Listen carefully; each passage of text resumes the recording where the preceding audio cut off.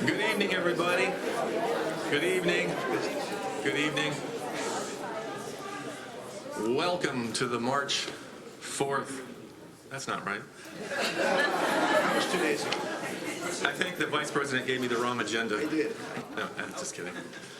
March 6th, actually. Welcome to the March 6th special Board of Supervisors meeting here in the beautiful chambers of the Daly City Council. And thank you for having us, Council and residents. Thank you for showing up tonight and sharing your thoughts with us. We look forward to hearing your comments. And with that, I'd like to call on Dr. Tucciosi. I got it.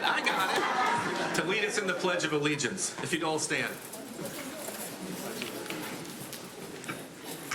Pledge allegiance to the flag of the United States of America and to the republic for which it stands, one nation, under God, indivisible, with liberty and justice for all.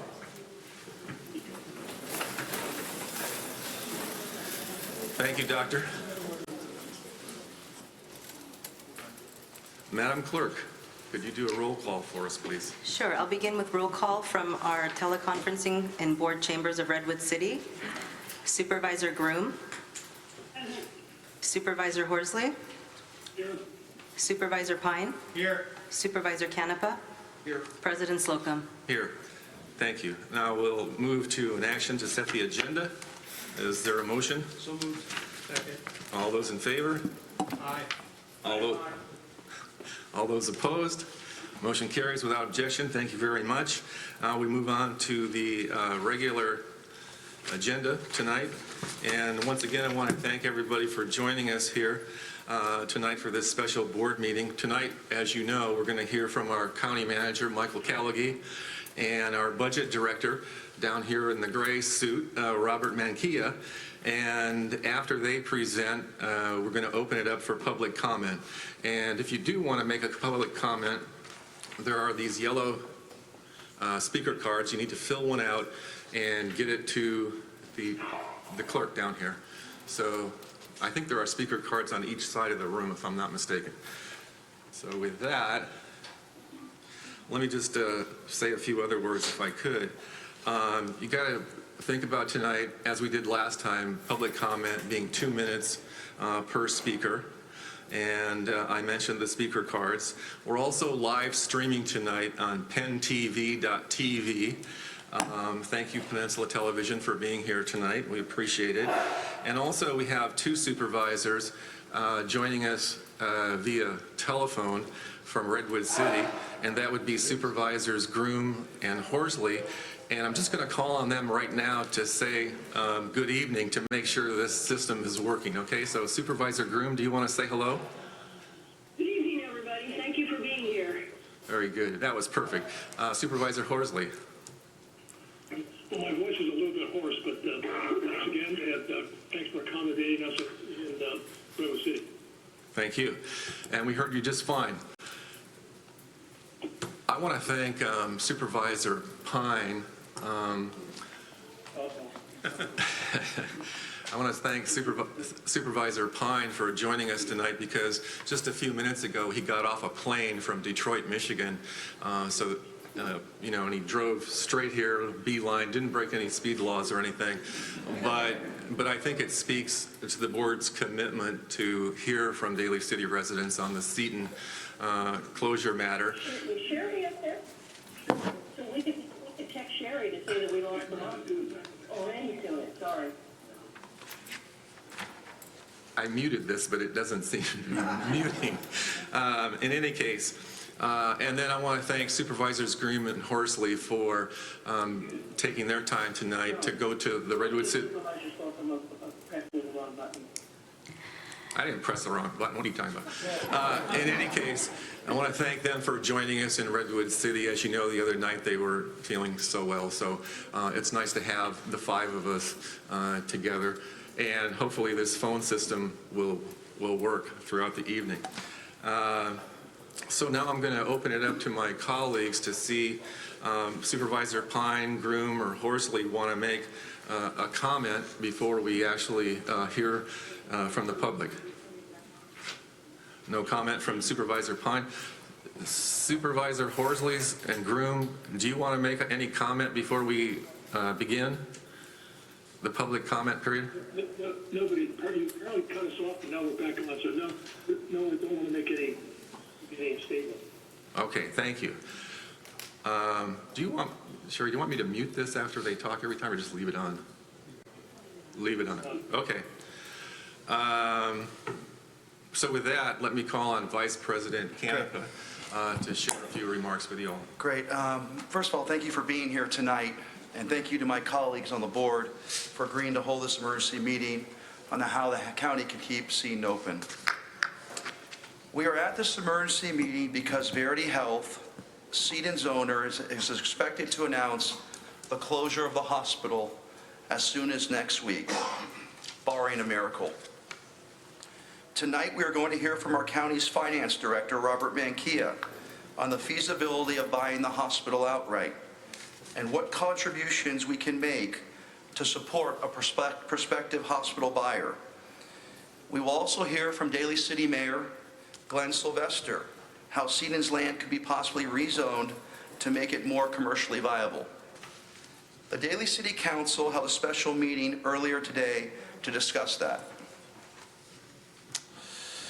If you were here at Wednesday's study session, you heard from Verity's lawyer, Sam Mazel, that the two buyers interested in keeping Seton open as a hospital do not have viable bids. Let me say that again. If you were here at Wednesday's study session, you heard from Verity's lawyer, Sam Mazel, that the two buyers interested in keeping Seton open as a hospital do not have viable bids. I don't believe this to be true, as we heard Wednesday night. I think Verity and Dr. Patrick Soon-Shiong, who promised to revitalize the hospital in 2017, are intent on simply maximizing profits from the sale of the land, with no regard to the healthcare needs of North San Mateo County residents.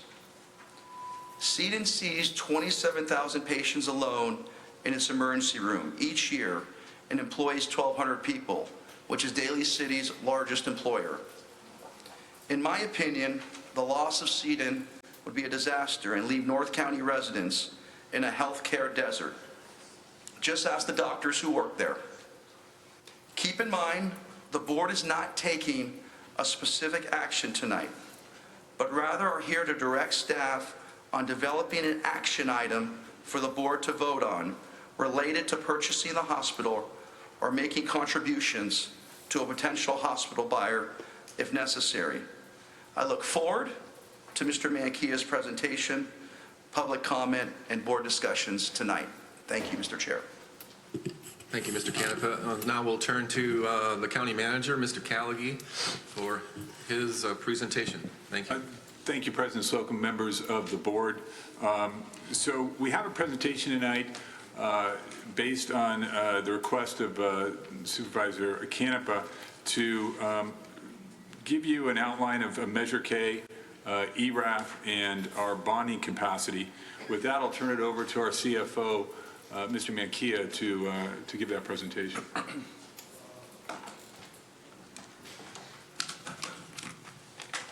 1 minute for the slide presentation to come on.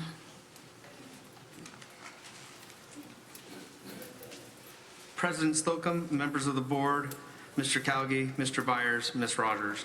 I'm going to present to you the items that were requested at the last meeting.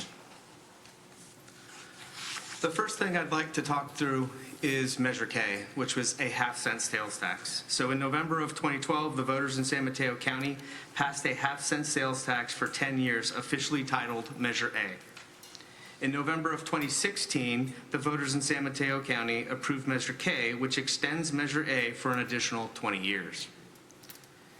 The slide you have here is showing you the adopted budget for 1920 and our current expenditures by the 7 priority areas that were discussed: public safety, health and mental health, youth and education, housing and homelessness, parks and environment, older adults and veteran services, and community services.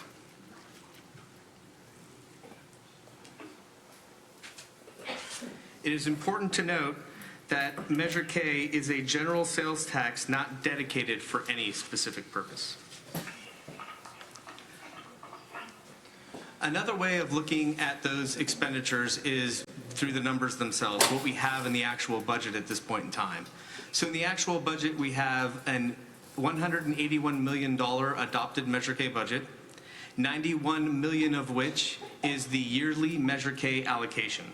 And I will show you another depiction of that in a minute. The 90 million is committed in prior years, so that's what makes up the 181 million. In the 90 million that was committed in prior years, we have things such as the ROC, housing dollars that were not completely expended, parks, and a few other miscellaneous pieces. If I can take the board back to early 2019, this slide was presented to them at a Measure K study session. In the slide, they adopted a budget of $91 million. In that $91 million, it was broken out into a few categories, as you see here on the side.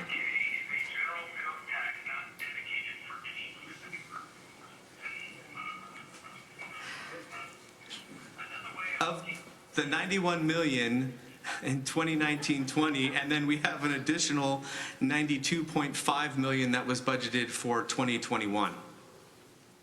This is in lieu of the money that we receive in for Measure K. At this moment in time, we are estimating $95 million per year, or $95 million per year for Measure K.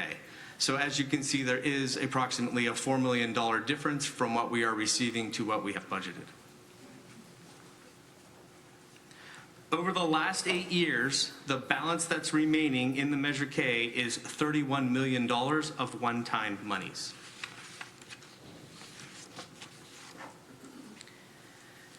Excess Educational Revenue Augmentation Fund, or ERAF. Our current county, or our policy in the county as of January 31st of 2011 is 50% for ongoing and the other 50% for one-time purposes. The 50% for ongoing is placed into the budget to cover ongoing expenses such as salaries and benefits, ongoing retirement costs, debt service for current building structures, etc. The reason why this policy came about is that the sustainability of excess ERAF as a funding source has always been a subject to significant uncertainty for a number of reasons. First, the amount of ERAF is dependent on school funding levels set and administered by the state and subject to change. Second, there are only a handful of excess ERAF counties in the state, and there have been numerous legislative and administrative proposals over the years to cut the amount of excess ERAF received by the county. Case in point, this afternoon, for the first time ever, the LAO issued a report questioning the way that excess ERAF counties have been doing the calculations. In that report, the LAO this afternoon stated that it has issued a report about the calculation that the counties are significantly overstating the amount that excess ERAF has been brought in over the course of the last few years. Due to the potential volatility of excess ERAF pursuant to the board policy, the county will conservatively budget 1/2 of the projected excess ERAF on an ongoing purpose. The remaining portion may only be used for one-time purposes, as shown here on the slide, including reductions in unfunded liability, capital, and/or technology.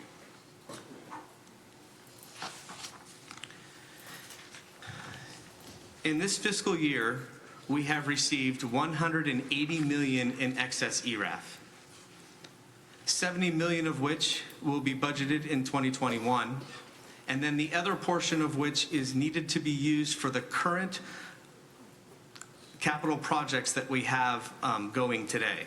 Mr. Mateo, I'm sorry to interrupt. Yes. So you're saying that there's $70 million budgeted in 2021? Correct. So you're rolling this over to 2021, is that what I'm hearing with the excess ERAF? So we budget the prior year's excess ERAF in the current year. So this is the money that we received in 1920, and we will be using this money to facilitate the budget for 2021.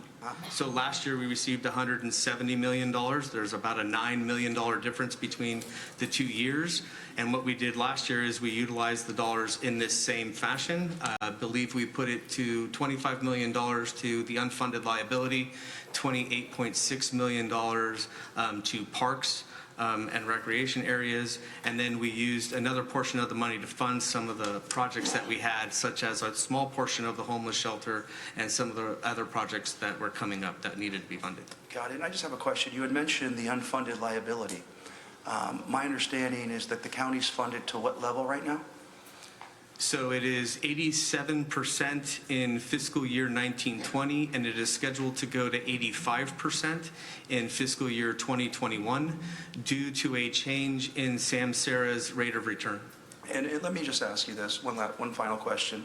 My understanding is that in terms of our pension, we're probably one of the best funded in the state, at least the top 3, in terms of our percentage. That's correct, right now? We are one of the highest funded. Because 87%, that's sort of the envy of other counties and cities. It's a pretty high number. What are your thoughts on that?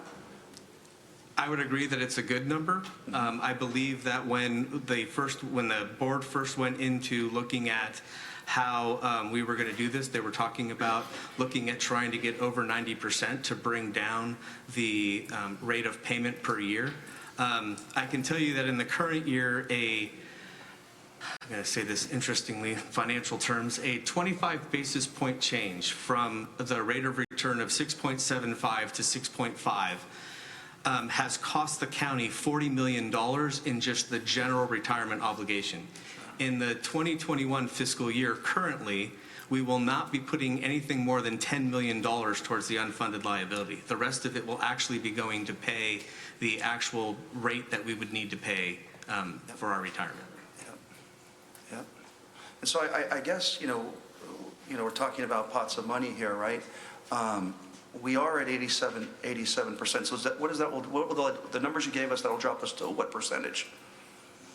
With the So the change will drop us to 85, and we will be not increasing that because we won't be putting anything towards the unfunded liability going forward. Yeah. Right now, the way things are set up is the board chose a while ago to actually put into place a 37.14% value to what we would pay for the unfunded liability. Our current rate of payment is over 38%, so we won't be putting any dollars towards the unfunded liability. So if we continue in that pace, we will move down the scale just on the way the general dollars will roll. And then we'll move on with the slides real quick. So when you talk about that, we were contributing how much at one time? $25 million a year?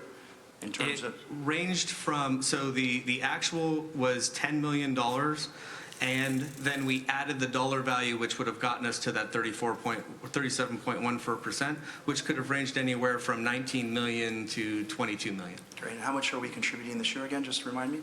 I believe this year it is 25 million above the current contribution. Okay. And then for the year after? We will only be putting in $10 million because we have already gone over the general rate. So the only dollar that we have is $10 million to put in. So moving forward, we'll be putting $10 million, correct? Towards the unfunded liability, would be putting in $10 million. Okay. In excess of what our contribution is. So it's 10 million and above that, correct? Yes. All right. Okay. Continue, please.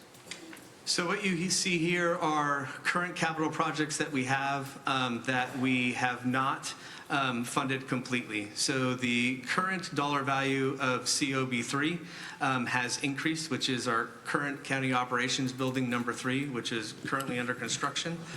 The dollar value for that building has actually increased by $50 million. Our parking structure, this board will actually be seeing on March 10th, next Tuesday, an item that will be put in front of them for the parking structure. The parking structure was originally $47 million, and it will be going up by $11.2 million to facilitate the increases in costs associated to the parking structure. And we only have the first few dollars of the homeless shelter currently budgeted. The current money budgeted in the current year is approximately a little over $1 million, which was just to do some fact finding and find out what it is that the actual needs for that homeless shelter were. We would need approximately, at this moment in time, $40 million more to be able to construct the homeless shelter, which leaves of the $180 million, $8.8 million for other purposes. Robert, Yes. can I interrupt you for just a second? Could you stay away from acronyms like COB3 and ROC Yes. and so forth and so on, because I'm not sure everybody knows what those things Sure. are. So COB3 is the county office building.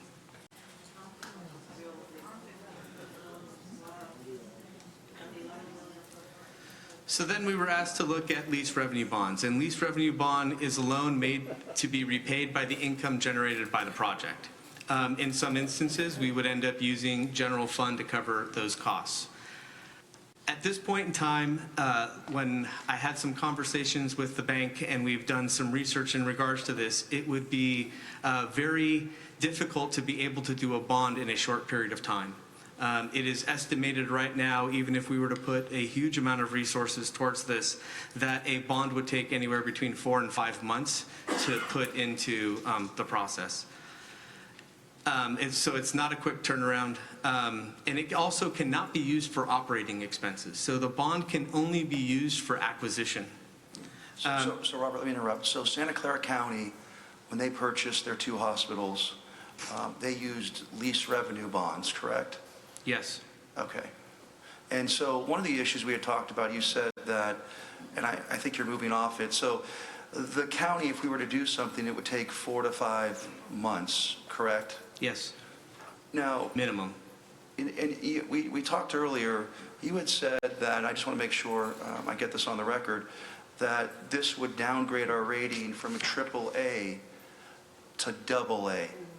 Is that accurate, or will that have no effect on our credit rating? Because that was one of the big issues we had talked about. It could have an effect on our credit issue. I do not have enough information to be able to understand the dollar values of a sale or what the structural issues are with the current property. I don't have enough information on where they are at with their structural deficit that has been brought up a few times. All of those things are actually what the rating agencies look at. Not a lot to do with just the space itself. It is an acquisition, but they want to see that the management of everything that goes along with that acquisition is appropriate. So the reason why we made that statement is because we are uncertain in regards to that. So if there are deficiencies in regards to what we propose inside of our bond, the rating agencies will lower our rating. Okay. We also have a debt limit ceiling, which we are not completely against, although we do have 2 more buildings that we are looking at bonding for, one of them being Cordilleras and the other one being the North County Satellite Facility for Health. But if we... Okay. Go ahead. I was just wanting, Robert, for you to just briefly, ever so briefly, explain why a AAA bond rating is so important, and if that saves money or costs money, or why that's important. So a AAA rating gives you the best possible, I'm trying not to use finance terms or acronyms. It's not that easy. When you're looking at interest people that want to purchase your bonds, they really are interested in making sure that you have the collateral to back what's going on. The higher your rating, just like you would if you were to do a mortgage. If you have a high rating on your mortgage, you get a better rate in regards to the interest payments. It's the same thing with this. If you were to think of a lease revenue bond like a mortgage, you would be able to think through that if I have good credit, my interest rate is much less. So as I get to the further out years that I want people to purchase, they are willing to purchase at a lower dollar value because you're saying that you have a good interest rate. I hope that answers the question. And just a question, I was looking through Moody's today. So the designation is there's AAA, there's AA, and there's single A, right? Correct. Now, there are a lot of municipalities, and maybe you can educate us on this, throughout the state of California, that do have AA ratings, is that correct? Correct? Is that the majority? Yes, I would say it's the majority. All right, so the majority of counties and cities have a AA rating, and we have a AAA rating, is that correct? Correct. All right, thank you. If you can continue. So when it comes to bonding, you currently heard on Wednesday that the current debt outstanding is approximately $531 million, with a yearly average debt service for the next 10 years of approximately $50 million. And then again, we are scheduled to borrow approximately $120 million for Cordilleras and our North County facility.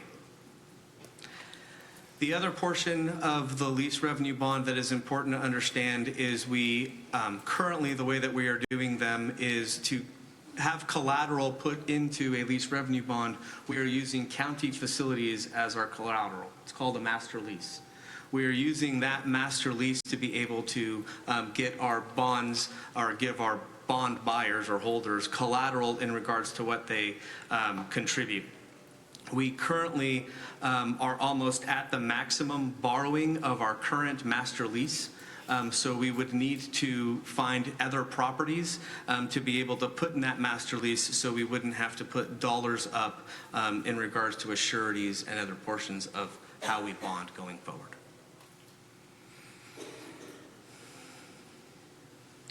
And that is my presentation. Any questions?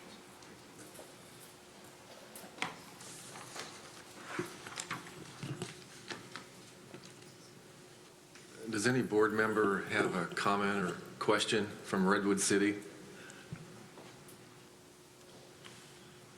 Can Redwood City hear me? No, we can hear you. Okay. I don't have any questions. Just a comment that it seems been on kind of on the ropes for about the last 2 decades. And, you know, myself and Supervisor Adrian Tessier worked with Seton at the time with the Daughters of Charity. That's when we came up with charade, and we just eventually despaired that there was much that we could do. And, you know, we were hopeful that somebody else would come along and be able to take it out of their financial distress. But, you know, I think one of the things we haven't considered with Seton is the cost of seismically retrofitting a hospital. And one of the things that we did at the time is we, with the Daughters, we funded a master, I guess, a strategic plan that really talked about a smaller hospital, about 100 beds, and some other uses on that campus as well. And I think that has the tower, the existing tower, basically really not, I think, you know, the master plan, I think it's really not salvageable. So we're really talking probably about $250 million to $500 million in construction costs at Seton, and I just don't see where it's going to come from. Thank you, Supervisor. Supervisor Groom, any comment? No, not now. Thank you. Supervisor, no. Mr. Pine? Okay. Okay, I do have a couple comments. You know, thank you for the presentation, Mr. Mankia. I think it's important to know, to make it clear that it's the 5 Board of Supervisors that decides how the county spends its money. Appreciate the staff you know, the presentation, but the staff does not make those decisions. And I must say, I'm disappointed to hear from staff that the county cannot afford to purchase the hospital. Here's what I know are true to be related to our county finances. As Mr. Mankia mentioned, we are scheduled to spend an extra $10 million to pay down our pension obligations. That's beyond our statutory requirement. Since we are 85% in paying down this expense, we can afford to hold off on these extra payments for a year or 2. That's $10 million. This year, in our general fund budget, we have $47 million in an unallocated variance from our general fund in the last budget cycle, which can be used for a one-time expense. That total equals $57 million. As mentioned, we have $9.1 million in Measure K reserves. That now totals $66 million. We have $6.9 million in money set aside previously for seeded and seismic upgrade. The total now is $73 million. We are anticipating, this is from your office, Mr. Mankia, an additional 2% increase in Measure K funds that are unallocated. That's approximately $1.8 million. That brings the total to about $75 million. We are sitting on excess ERAF to the tune of $40 million, which can be spent as a one-time expense. You said it's $8 million. That brings us to the total of about $115 million. We just learned from our controller yesterday, Juan Ragosa, is in a dispute with the County Board of Education related to charter schools and ERAF money. That's to the tune of about $15 million. If the county controller is correct, that would bring the total of one-time funds available to purchase the hospital to approximately $130 million. It is also my understanding that the county's combined reserves in all funds totals $521.4 million. And I haven't even touched the potential of using lease revenue bonds to purchase the hospital. Lease revenue bonds are paid back from the general fund. I had Mr. Mankia run these numbers back in October 2018 after Verity first went into bankruptcy. If we went for a $150 million lease bond, the yearly cost to the county's general fund would be $9.4 million. If we went for a $250 million lease revenue bond, their yearly cost to the county's general fund would be $15.7 million. Mr. Mankia, what is our general fund? What is that number for this year? Could you just give me our general fund total? So the general fund Just total, all I want, yeah, the general fund. What's our balance? the appropriation or the dollars that are associated to the general fund? No, the appropriation. 763 million. Okay, and what's the total? Total in the general fund for appropriations is 1.9. No, not appropriations. What you had mentioned earlier besides the appropriations. That number is bigger, isn't it? I'm not sure I understand the question. All right, then let me continue if you don't. If we went for a $250 million lease revenue bond, as I had mentioned, the yearly cost of the county's general fund would be $15.7 million. You will hear from staff, and I like our staff, I really do. They're great, they're good people. You'll hear from staff that we do not have the collateral to seek this form of funding on our bond rating. And our rating will go down from AAA to a AA. And that we would have to pay a higher interest rate. But we need to look seriously at this potential remedy because frankly, this is a health crisis we are facing, especially considering our county health officer, Scott Morrow, made it clear yesterday that the COVID-19 virus will definitely spread in the county over the coming months. Now is not the time to close any hospital. We need the hospital beds, and the county needs to step up. We must also consider reprogramming Measure K funds in the future to not only support Seton, but also our county health system, which is also facing future health deficits. My hope tonight is that the board takes action to direct staff to come up with all potential actions across the county so we can purchase the hospital and make major contributions to any potential buyer to keep Seton open. It's the right thing to do, and I look forward to hearing from my colleagues and their comments on this crisis. Thank you.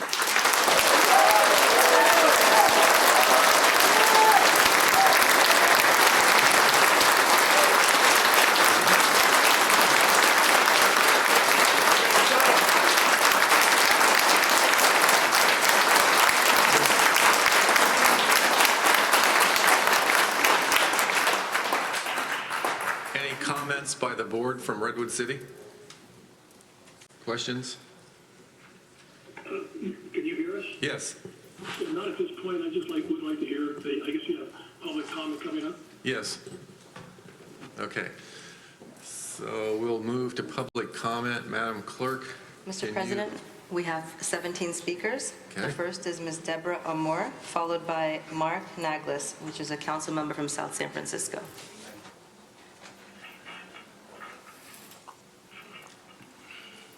Hi. My name is Deborah Amor. I've been a nurse at Seton for over 25 years and a nurse for 30.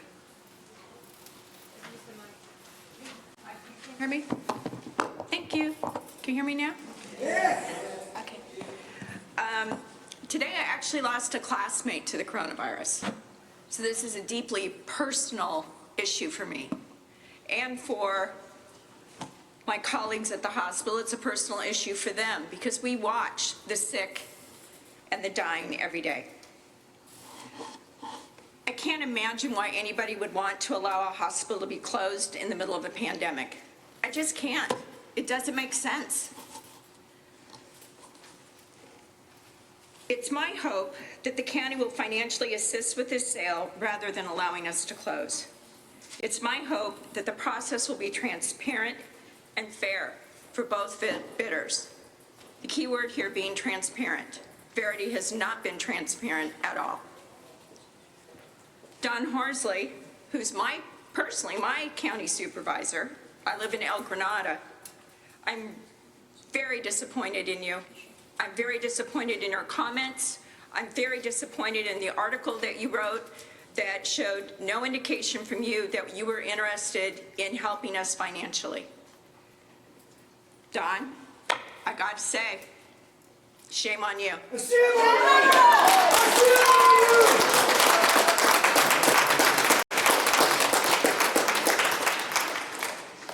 Next speaker?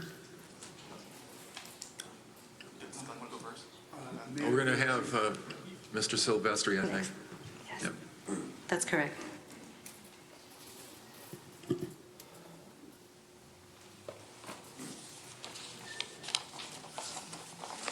Good evening, Mr. President, the Vice President, and Honorable Pine. I'd like to bring up a few points. Apparently, today, as Vice President Canepa made mention, we here in Daly City had a special meeting.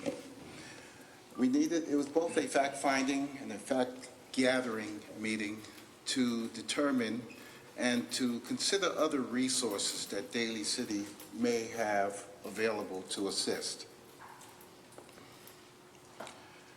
We had these discussions, and I'd like to give you a few points of this discussions.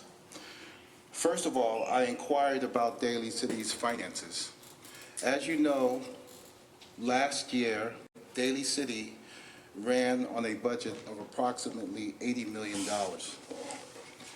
We were at a structural deficit of approximately $57 million.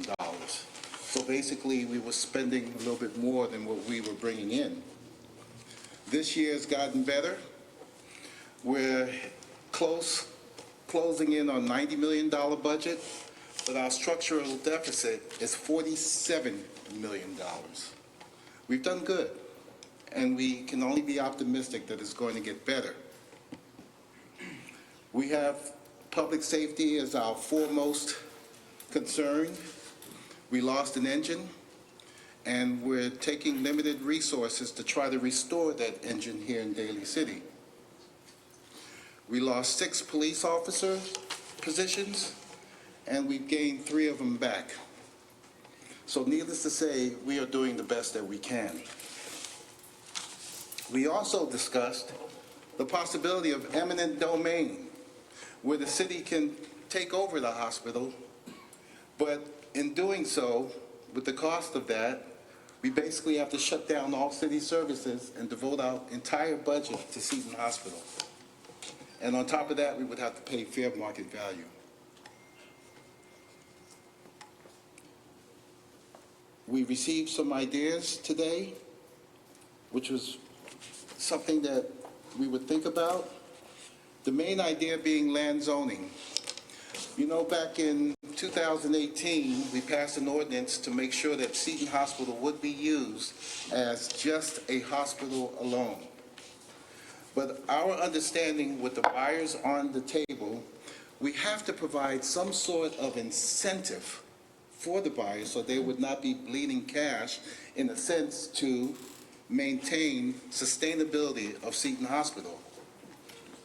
We as a council feel that if it is necessary, we will and we shall consider parcelizing part of the acreage at Seton Hospital for other areas, such as housing for medical staff, medical, and other medical offices.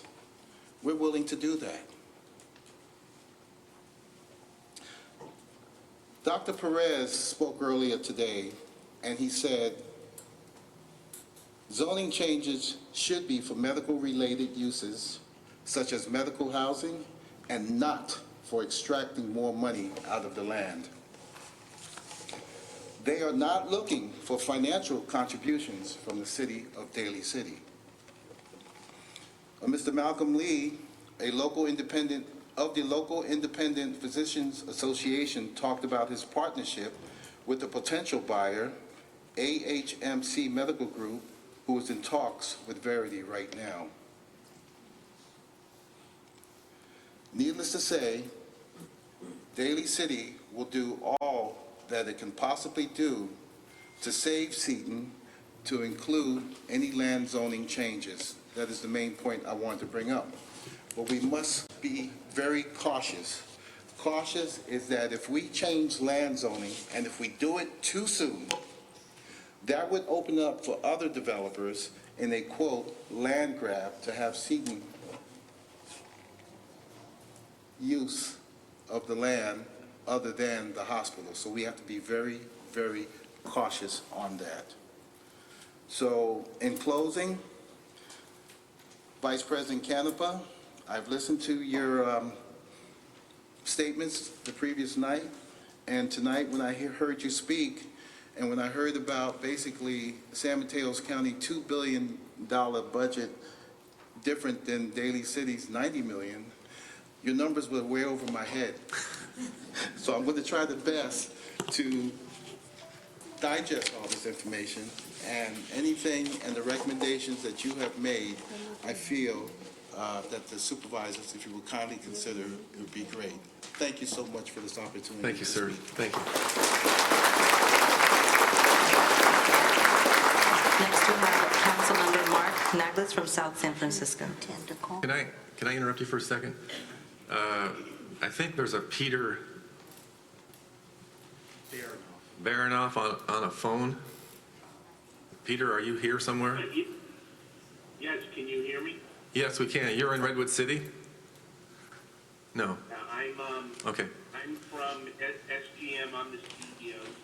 Unfortunately, I could not be there tonight. I'm attending to an ill family member on the East Coast.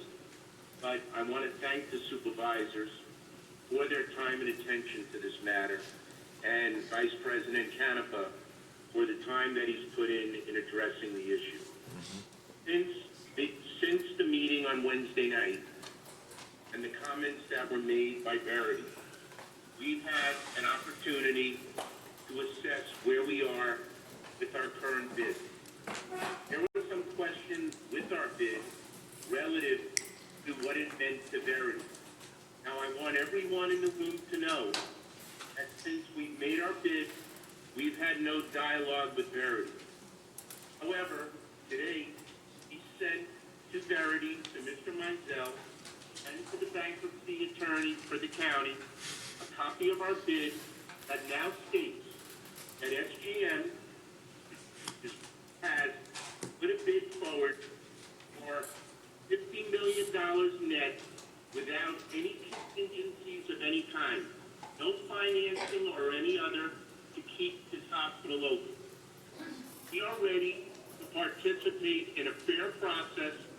We will overbid AHMC, and we are looking to work with the county and the city to see that the hospital stays open And the additional property use would be for senior housing, for veteran housing, assisted living, additional skilled nursing space to work closely with all of those in the room. We would like this process to be fair, not a railroad.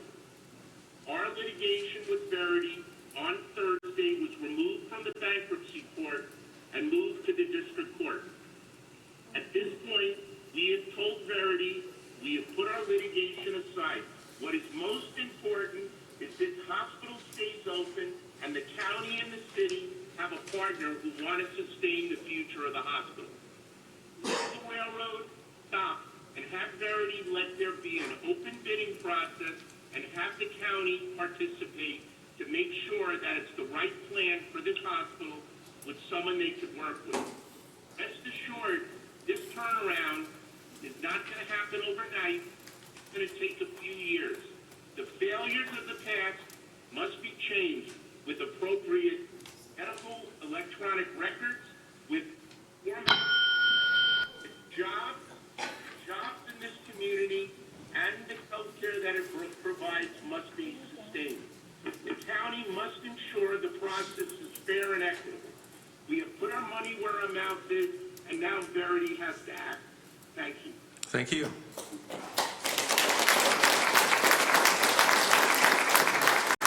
Next, we have South San Francisco Council Member Mark Nogales, followed by Sharon Keenan. Thank you. I'm Mark Nogales, South San Francisco Council Member. Please know I'm here myself. I'm not here representing the City Council. I wanted to first say thank you to the supervisors and also to my friends at the Daly City Council for this important topic. So my sister was born in Seton, so I personally know how important the services are. But I also know as a council member how important Seton is. I want to give you some data. In a report that I was given, in 2018, Seton and Seton Coastside, in terms of the number of emergency visits, they had 29,972, okay? When you compare that to Kaiser, it's 42,609. So just think about what would happen if Seton were to close. Where would all those patients go for emergency services? They would go potentially to Kaiser of South San Francisco. Think about what would happen in terms of the wait, in terms of the emergency services. As a council member in South San Francisco, I'm absolutely concerned about what that would mean for our residents. What would it mean for the wait times? And I was there on Monday, and I can tell you, because of what's happening with the scare of the coronavirus, there are a lot of people there right now. So what were to happen if Seton's patients were also going to go there? And I read in the report that the majority of Seton's patients are Medicare patients. Well, so are Kaiser's. So what's going to happen if Kaiser accepts those Medicare patients to their rolls? You potentially could see doctors having so many patients that they can't see them. I'm absolutely concerned of what this would mean to my hospital.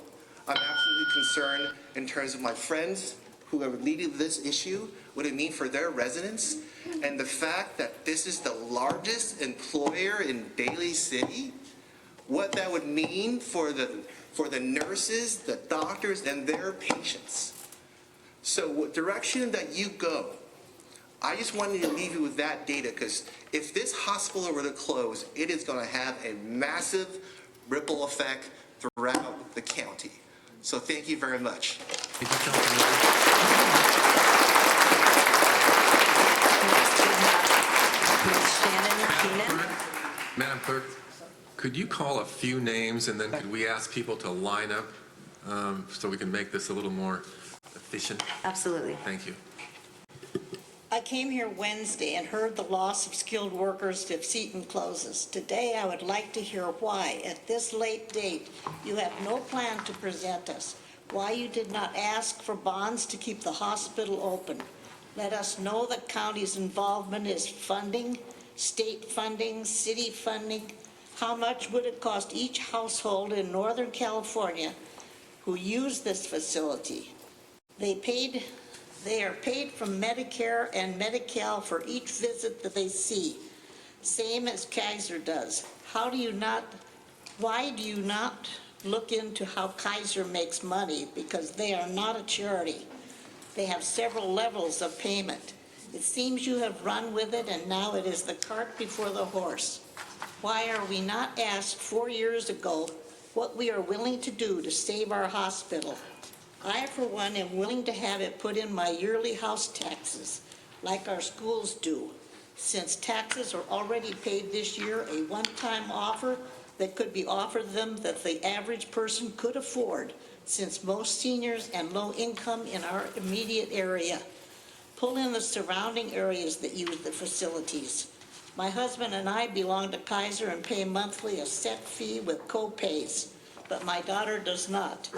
Last year, with quick action, the ER saved my daughter's eyesight by quickly sending her to UCSF for emergency specialist care, since it was faster than waiting for a specialist to come there. This is not the first time since they were Mary's help that they have taken care of my family, and I will be forever grateful that they were there. Being shipped from pillar to post is not the answer. You say ambulance service will be available. So if it is on call and I have a stroke or a heart attack, I am dead. That's a bad choice. Thank you.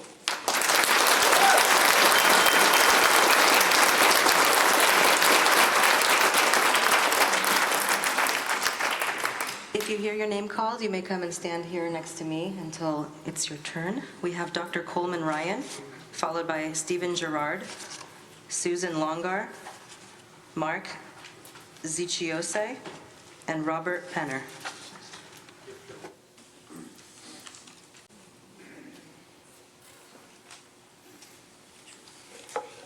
Yeah, my name is Coleman Ryan, and thank you very much, and thank you for taking the time to, as I mentioned, I've been there for 42 years.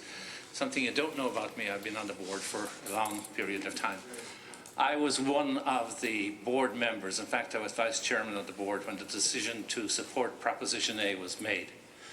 We had to meet privately, we had to meet secretly, we had actually met in a San Jose mansion without anybody knowing to make the decision. How difficult it was at that time to come up with $1 million to support this so we could keep our hospital open. We weren't doing very well at the time. Today, a week ago today, we had 26 patients admitted to Seton. We had 22 who went home. Our monitored beds were full. We had 3 strokes. We had 2 myocardial infarctions. And I have no idea how we're going to, where those people are going to go, how we can support them, how we've done so well with the job we do at Seton and quality and take care of them. But be aware of the sacrifice that was made initially for Proposition A so it could happen, and I think this was an important reason that it happened. Thank you very much.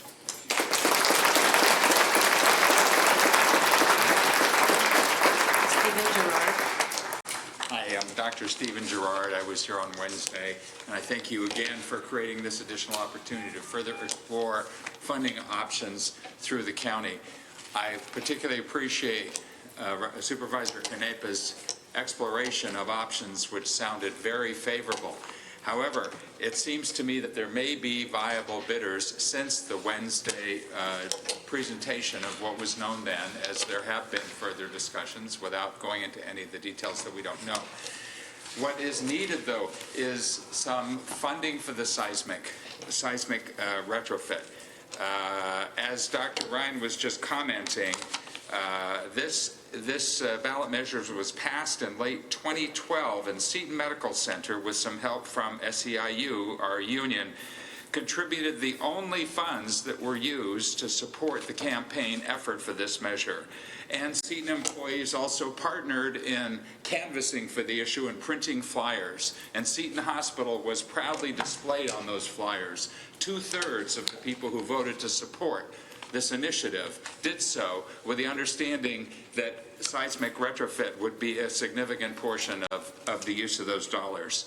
Now, you reviewed some of the funds that were created by this measure to the tune of $80 to $90 million a year, and for some reason you only presented 2 years' worth.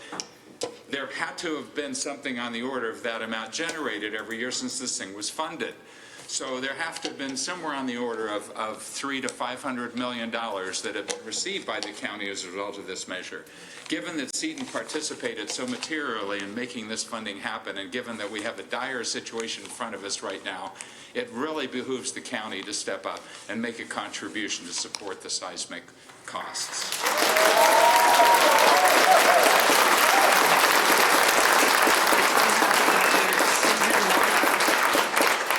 Followed by Mark Zicciose. I'm Dr. Susan Longer. I'm the chair of surgery at Seton Hospital. There are many things that I could discuss tonight, but I also want to focus on the need for the County of San Mateo to financially support the potential buyer to assist in accomplishing the huge issue of the seismic retrofit of the hospital. And that request is only that the county fulfill its promises to Seton Medical Center that the people of this county have twice overwhelmingly supported by passing Measure A in 2012 and Measure K in 2016. In 2012, San Mateo County voters overwhelmingly approved Measure A, that half-cent sales tax. One of the specific purposes upon which Measure A was passed was the support of low-income health care at Seton Hospital and the Coastside Clinic. In fiscal 2013 and 2014, San Mateo County Manager John Maltby recommended to the San Mateo County Board of Supervisors that for that year alone, $11.5 million in Measure A funds be allocated to Seton Medical Center for the seismic retrofit so that it can, quote, continue providing critical health care services in the community, unquote. The county manager's office reports that for every year beginning in fiscal 2013 and 14, Measure K has raised a minimum of $75 million per year. So what has become of Mr. Maltby's recommendation in the initial year of the Prop K revenue stream to give $11.5 million towards the retrofit in that year alone? What has become to the voter mandate to provide money for low-income health care at Seton Hospital? Why is Seton still facing the need for a retrofit, lacking funds, and being threatened with imminent closure?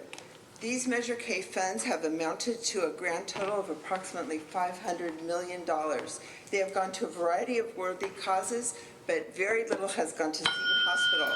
2 days ago, on March 4th, the Deputy County Manager informed me that of the approximately $500 million the Measure K funds have collected to thus far, with one of the main purposes being the retrofit of Seton Hospital, a total of $8.86 million, or 1.72%, has been allocated to Seton for the seismic upgrade. That's a pittance.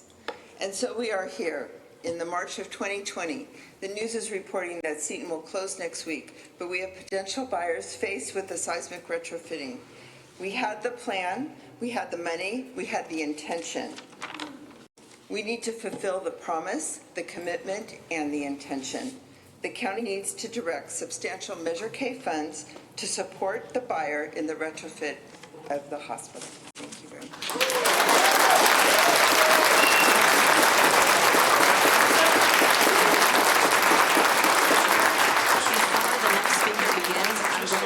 The public understands you'd said $500 million. Mr. Mankia, how much Measure K revenue do we generate a year as the supplemental total? What's the total? So right now, the current dollar value is $95 million for the current year that we anticipate to receive for this year.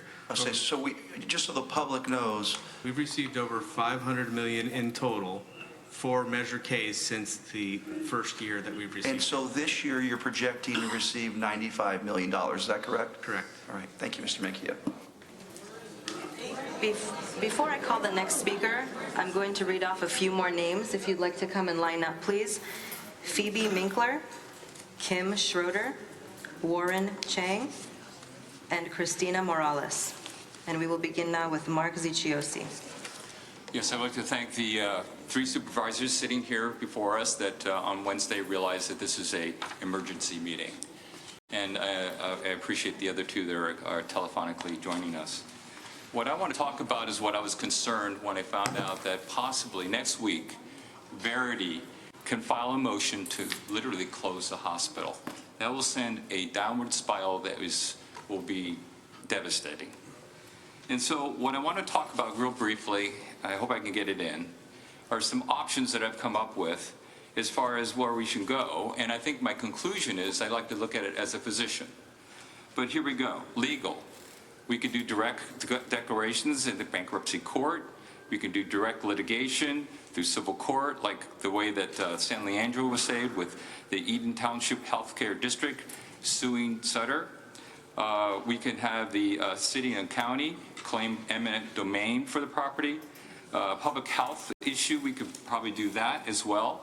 However, our local San Mateo County cannot contact them. They've deferred it to the disaster control system. The state I called today, they do not have it on their radar screen to help us. And so, and the state attorney is actually waiting for the motion to be filed before they do anything. So my idea, what I like to propose to the supervisors, is to use the state Surgeon General. Does everyone know who she is? Yeah, Dr. Burke Harris. And this was created by Gavin Newsom in January 7th, 2019 for his California for All initiative. But this person, this doctor, is to oversee public health in a proactive way, unlike the DPA. So, can I ignore that for just a second? Sorry. So what I like to look at it is from a public health issue. And this has to do with, obviously, what we've talked a lot about is the pandemic, the coronavirus. So as it is now, 69 cases, 1 death in California. San Francisco is a port of entry established by Secretary Azar and explains the high incidence in Washington and New York. We now have a cruise ship in the bay. So just to understand what would happen if Seton closes, okay? If the ER stays open, you're going to get a flood of patients in there, ill-equipped, because Verity has done absolutely nothing to help us to improve as a hospital.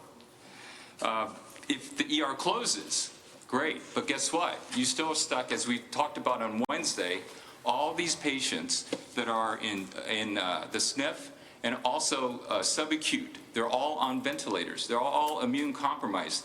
They're going to be victims of this virus that's going to spread, as Dr. Morrow had just mentioned tonight. So the other part of it is you're losing a valuable hospital capacity.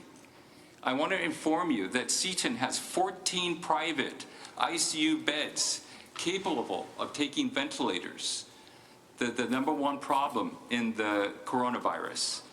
We have a full-time, 24/7 intensivist taking care of these patients. They're going to get the best care. Doctor, you need to wrap up, please. I will. I'm almost done. And 5 negative pressure rooms that were mentioned as well.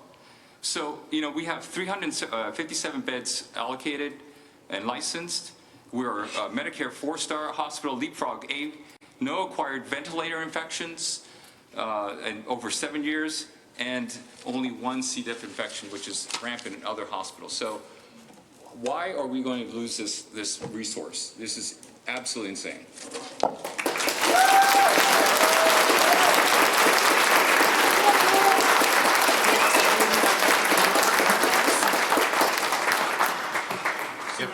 You have to speak into the microphone. We had some issues from the last meeting. Can I stand this way, though, and speak into the microphone? Great, wonderful. My name is Robert Perez. You've seen me before. I'm president of the medical staff at the hospital, and I'm also on the board, the governing board, which received initial news that we were going to have to close. I'm sorry? They can't hear you at home. Okay, all right.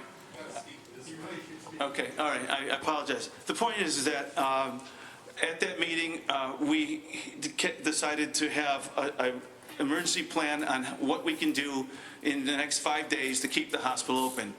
And one of them was to allow the physicians that were in that room to participate in trying to get the current buyer that had actually put in a verbal and written offer resolution to it, because for some reason Verity and this buyer, let's call them Apollo Medical Group, it came to a standstill. So I was charged with getting the two parties together, and we've done so very successfully. The point being is that they're very close to coming to a resolution to a deal. The attorney will say attorney-client privilege, and he can't talk about it, but he's been very instrumental and very facile from the Verity side in coming to the middle with Apollo. So, and by the way, the new Apollo offer is much higher and much better than the KPC offer. KPC had their chance. They have a history of not completing their deals, and therefore, this is by far a much safer situation. The reason I mention some of these facts is because it's really important that it's going to be a simple resolution. There's a small bridge that's left to make this deal happen. And that is what they call ongoing expenses during the transition period, when they're in escrow, if you will. So I'm just asking this Board of Supervisors to provide around $10 million a month to provide this. In other words, it should go no more than $30 million, and then this deal will be consummated by a very reputable new company that will know how to take care of Seton Hospital.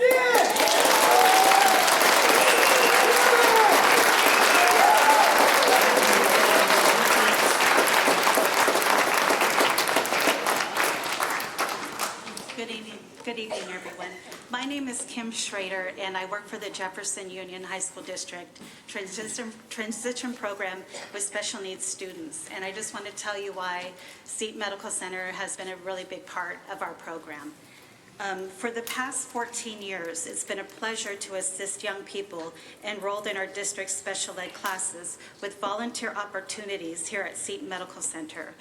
We have worked primarily in the mailroom, central services, the information desk, and now we're running the gift shop. Every department has done its best to welcome our students and provide meaningful volunteer experiences.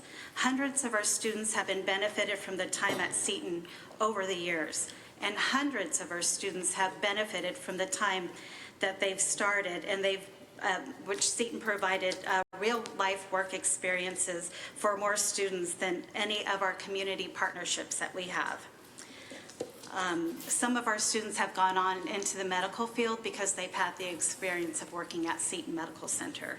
Seton had always been one of our district's best and largest community-based partners because of the real responsibilities given to the students and because of the tremendous welcome our students feel there.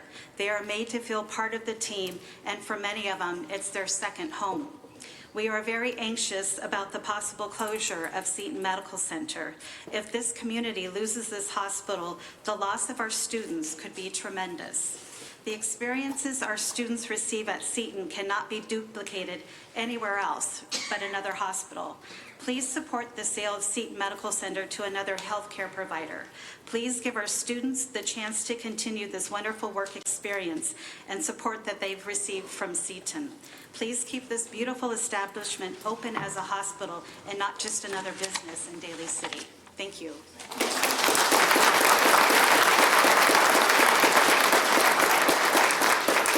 Next we have Warren Chang, followed by Christina Morales. Good evening. Thank you for giving me the opportunity to speak again tonight. So as I mentioned to you on Wednesday, I'm also a member of the board of directors at Seton, and as has been well publicized, on Tuesday we were asked to file a motion to shut down the hospital. We resisted, and we were able to get a brief reprieve to try and see if we can generate some support from the community, from our city, from our county, and from our state to try and save our hospital. Now, time is short, and pretty soon, if we cannot come to a resolution, we will be called back to, again, vote on this motion. Now, as Dr. Perez had mentioned, since our forum on Wednesday night, and I believe that it's because of the forum that both the buyer and the seller have come closer together. But we're not there. We're almost there. It's within reach. I found it interesting in Mr. Mankia's presentation that The county has budgeted $40 million for a parking structure. To my knowledge, no parking structure has ever saved a life.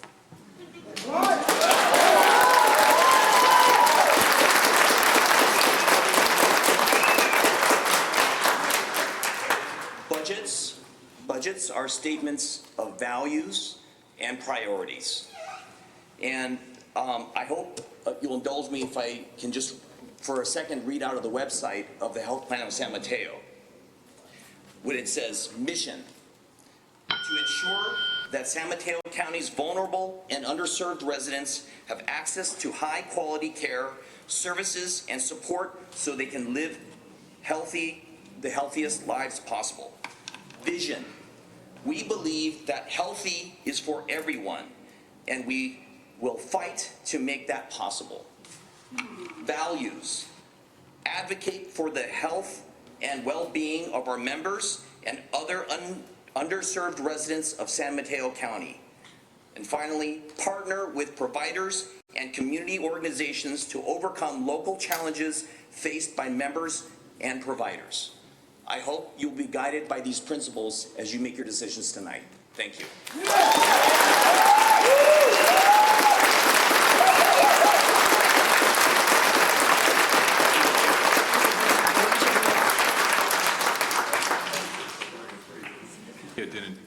Mr. Mankia did not budget $40 million for the parking structure. That was my recommendation to the board. I'm going to read off another list of names. We have 8 more speaker cards. Chris Sturkin, Jose Lopez, Marianne Mann, and Jackie Thompson. Please come and queue up. And now we have Christina Morales. Good evening. Thank you for having us all here. I'm a little nervous because this is kind of personal. I've been a Daly City resident for 50 plus years. The hospital was St. Mary's Hospital. One of my younger brothers was born there. And now all my neighbors are senior citizens. So they have been taken to that hospital so many times and their lives have been saved. Unfortunately, my brother had a stroke 3 months ago. Young man, 51 years old. It was vital that they were able to pick him up from my house on Evergreen to take him to Seton, and that saved his life.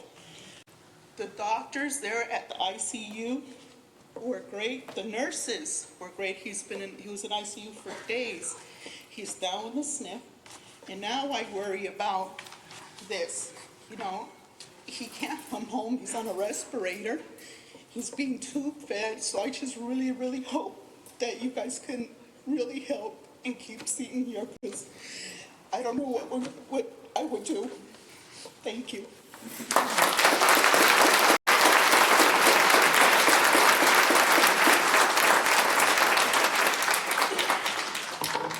Next we have Chris Sturkin.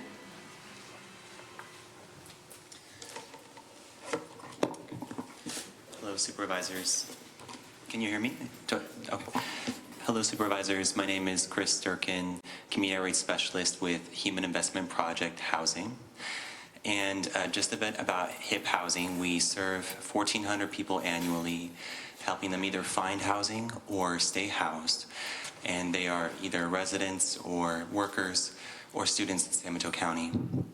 20 of our clients have either worked or are current employees or are patients at Seton Medical Center or Seton Coastside.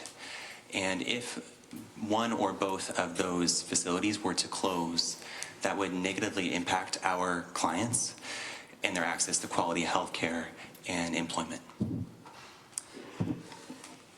Thank you.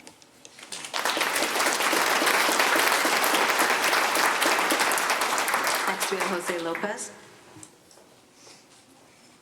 Hello, good evening, board. My name is Jose Lopez. I'm a resident of Daly City. I live on Evergreen Avenue. Family's been there since 1963. Well, that's when they bought the house, so they've been paying property tax in this county since 1963. I had an uncle born at St. Mary's in 1965. I had an uncle die at Seton in 1994. My uncle actually, that was my mom that spoke. My uncle had a stroke the week before Thanksgiving. Daly City Fire got there quickly, thank God. They made the decision to take him to Seton instead of General Hospital in San Francisco because it was closer and every minute was peril. They saved his life there. He's on the 4th floor. He can't breathe on his own. He can't eat on his own. I don't know where you guys want me to take him if this place closes. I'm a little ignorant to a lot of the numbers that go on. I'm actually a graveyard mechanic, so I started in about an hour and a half. But from what I hear from these numbers, these measures have passed these measures have passed in the past to allocate funds to keep this hospital open. And I didn't even know this was happening until I seen David on TV about a week ago, and it scared me. My heart stopped. What's going to happen to my uncle? I go and see him every night at that hospital. So, I mean, there's things a little more important than money. Look, my wife works for San Mateo County, so I would like to see her Sam Sarah keep coming in big too when she retires. So I understand that. I'm a city and county San Francisco employee. I need my pension too, but you know, I coach kids. I've been a baseball coach for my sons for over 5 years, and I teach these young kids about morals and principles, and I just hope that that's something that's still inside all of us when we talk to our kids and our young folks, that we remember we got to practice what we preach. You know what I'm saying? Thank you for your time.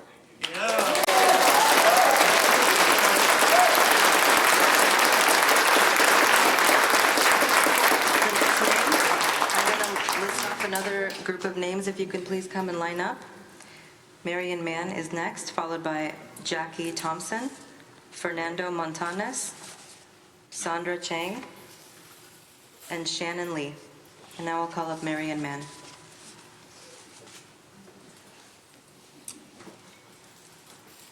Good evening, supervisors. I don't have any formal education as far as hospitals are concerned or whatever. I'm merely just a senior. I am the immediate past president of the Daly City Senior Citizens Club, and they selected me by petition to come to you and tell you their personal concerns. When you're older, you worry about what happens if you fall. Seniors have to have time to be able to get somewhere. And if it takes 10 minutes instead of 5 minutes, who knows what will happen to them? And then they're also concerned about their children and their grandchildren. When I spoke today with one of the groups that petitioned me, they were very, very, not because of money or whatever, they said that they want what they need for their children and their grandchildren. And they don't care about elected officials. They can donate their salaries. However, I will tell you one thing that happened. 20 years ago, Montanes and Shannon Lee. Hello, my name is Sandra Chang. I will not speak like other speakers, like doctors and people that know, but my father is patient of the Seton. He's in the sub-acute care unit on the 4th floor. He's connected to a ventilator, and also he has a trach, of course, because he cannot breathe by himself. And without the Seton, my pass if he will be out of the hospital. The Seton Hospital shelters my dad, who is a resident since 2018 and receives excellent acute care like other 38 residents on the 4th floor. He, like the other residents, will not have where to go within the city. I speak on behalf of my dad, and I also not sure what is the parking situation that has to spend a lot of money, $11 million, and also spend $40 million on homeless shelters. There is many homeless that they don't live in San Francisco. They come from another states. And maybe if we take them back to their states where they can take care of them, we don't have to spend so much money.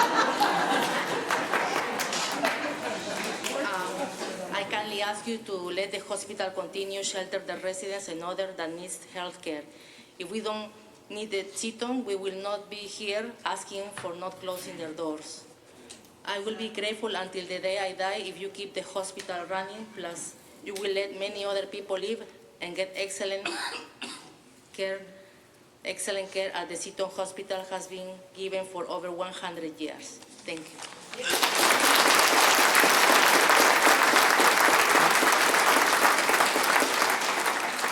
I'd like to call Jackie Thompson, if she's here, followed by Fernando Montanez. Again, if you could kindly come and stand here so we can be more efficient. Followed by Shannon Lee, Sam Mizell.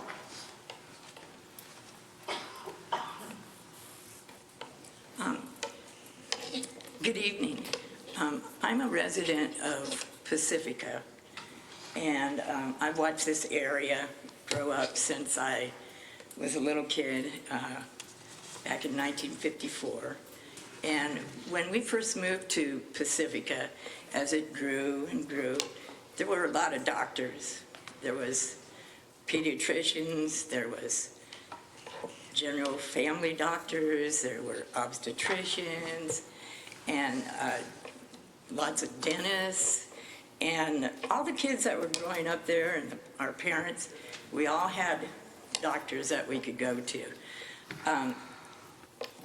We don't even have one PCP in Pacifica. I have to go to Seton Medical Center to see my PCP. Now, you know, we talk about the Medicare and the Medi-Cal patients, but there's also a lot of us who are just normal people. We have HMO plans, we have PPO plans, we have ACO plans, and we need to have doctors and hospitals that are close to us so that when we have medical needs, we can have them taken care of and we don't have to go, you know, where? I go to Burlingame because I'm with Mills Peninsula, but my doctor's in Seton Medical Center, so I go to her.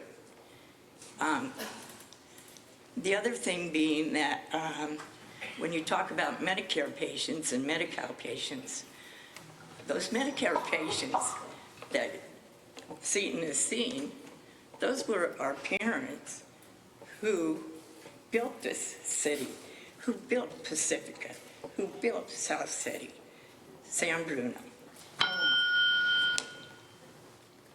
They deserve our help and your care.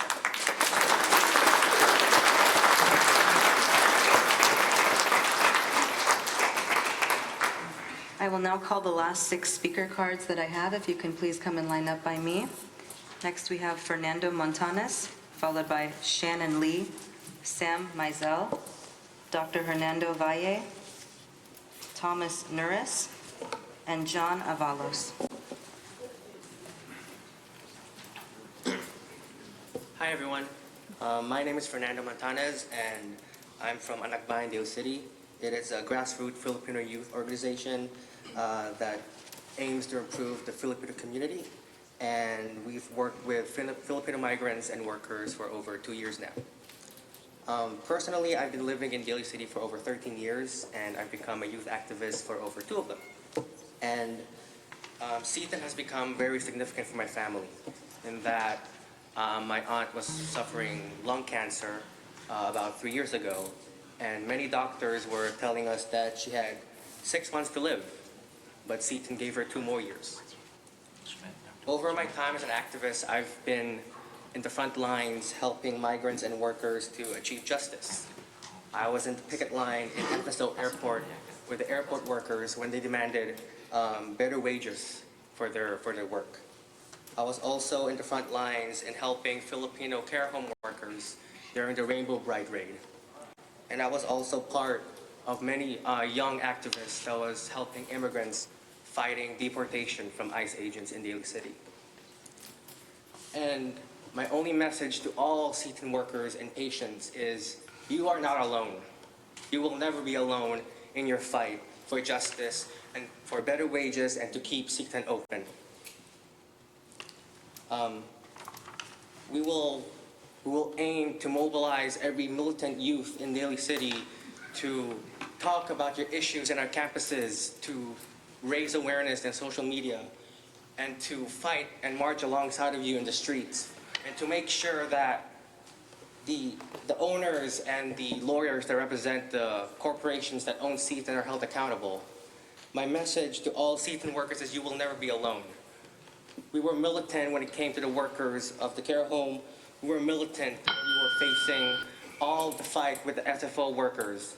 And my only message to the Seton owners and the lawyers is, history has its eyes on you. Thank you.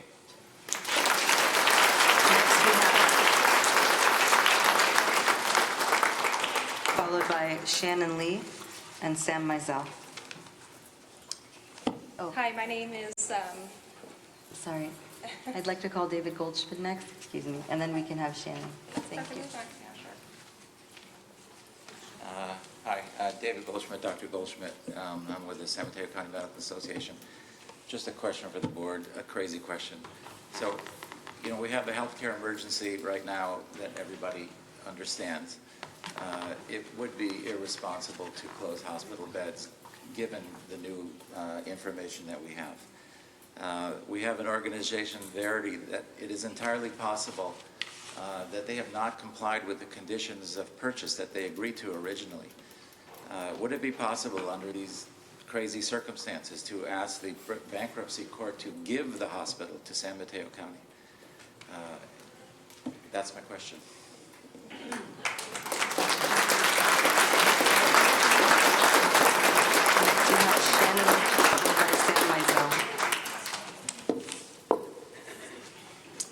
Hi, my name is Shannon. I'm a registered dietitian at Seton Medical Center. Let me preface this by saying that I have a couple questions that you may not be able to answer, or perhaps you prefer not to answer.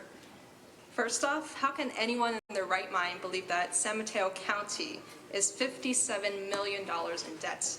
This is the same county that houses some of the wealthiest areas in California, let alone the Bay Area. Hillsborough, Atherton, Los Gatos, you know, that's just to name a few, but the list definitely goes on. And what about all our tax dollars? Single parents, breadwinners, young professionals like myself that are just trying to get ahead in life. You know, we're paying more than our fair share of taxes after working long 10, 12-hour shifts sometimes. Where's that money going? Where is the accountability and the transparency of the people at the top who are supposed to represent us as a community? This leads me to believe one of two things. A, it just comes down to financial irresponsibility or incompetency to handle public funds. Or B, is this just another classic example of how corporate greed has infiltrated the political system once again? It's appalling, but it's not surprising if this debt is in fact related to filling the deep pockets of county representatives, or city representatives for that matter. And thanks to these local leaders, and not to mention the corrupt admins at Verity, who are just looking to cut their losses early. You know, we were warned in January that with the closure of St. Vincent, we would have funds up till May, but it is in fact early March right now. Lives of patients and livelihood of employees are being imminently threatened by this closure. My final question for you, San Mateo County, is will this county stand by its people and help the underserved who are also at highest risk for health issues? Or will it just be another lucrative sellout, offering the land to real estate developers in order to funnel in more tax money?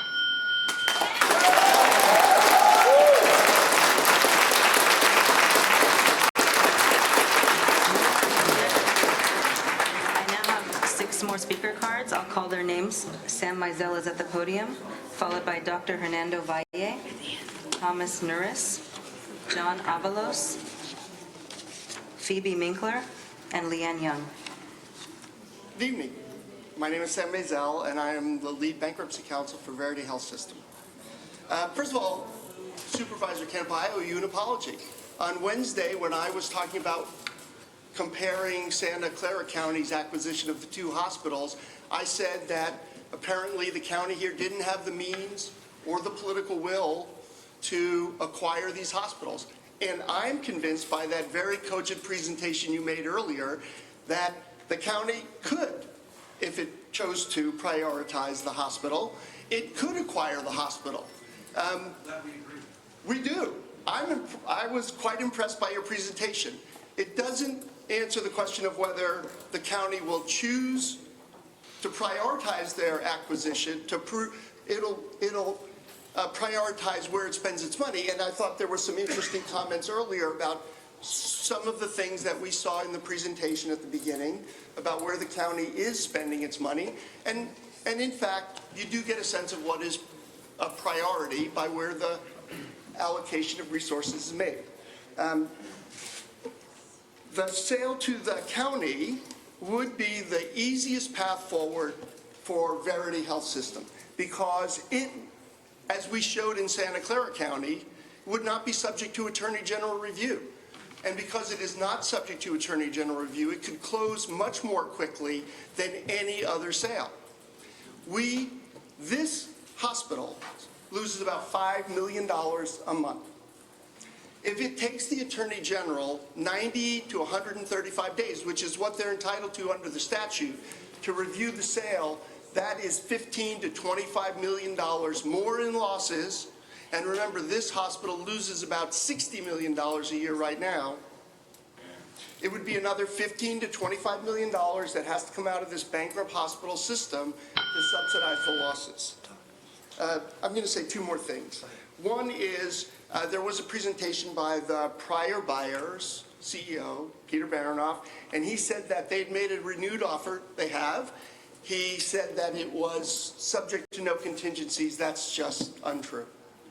It's just not true. And I'm not going to go into the details of what they said because they submitted an offer. We're evaluating it. But it is simply untrue to say that it was not subject to contingencies. The last thing I would say is that we have been working, look, these assets have been in the marketplace for 18 months.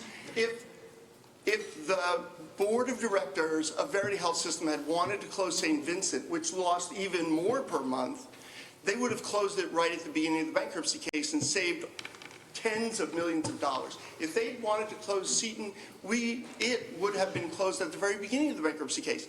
These facilities have stayed open because the system is committed to subsidizing their losses to try to find a buyer.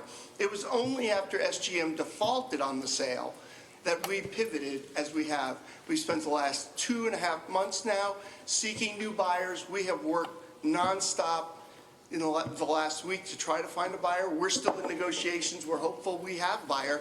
But again, the best option is for the county to step up. Okay. I just, hey, first of all, thank you, Sam, for coming up and explaining that to us. Just have a quick question. And I'm going to read a statement that I had sent to Rich Adcock, certified mail. We had sent it to him, and I will give it to you. Can you talk a little bit how you close St. Vincent so fast? There's this notion that you have to you give a hospital 90 days. In fact, I think it was a week and a half, 2 weeks. Can you just sort of tell us, because we're pushing against the timeline, right? How did you execute on that? And how did you close the hospital so fast? I'm just curious. We have, so when we closed the hospital like St. Vincent, the staff, the professionals, both the financial advisors from Berkeley Research Group and the staff of the hospital developed detailed closure plans with the primary focus on patient safety. And that's not my question. I don't know about the patient safety. My question is, from the day the bankruptcy judge ruled, how many days did you close the hospital? It was certainly less than 90 days. No. Can you give me a direct answer? Please, just kindly. As I stand here, I don't know when the last patient was discharged. I can tell you that the average length of stay. I'm sorry, if we could please have quiet, please quiet in chambers. Let him finish, please. It is absolutely true that we did not take 90 days. We didn't give 90 days notice. The average length of stay at a hospital is 4 days. So if you stop admitting patients, in 4 days, most patients will be discharged in the ordinary course of business. These facilities are different from St. Vincent. We're completely aware of our obligations. We have subacute patients. We have skilled nursing. They will obviously take much longer to move safely. And we've hired an expert to assist in the planning. So we're very mindful of the obligation to put patient safety first in the transfer. So the answer, can I answer it for you? Depends on what your answer is. I'll answer it. It was 7 days. So let me read this correspondence to you that I wrote to Mr. Adcock, and I'm going to actually hand deliver it to you.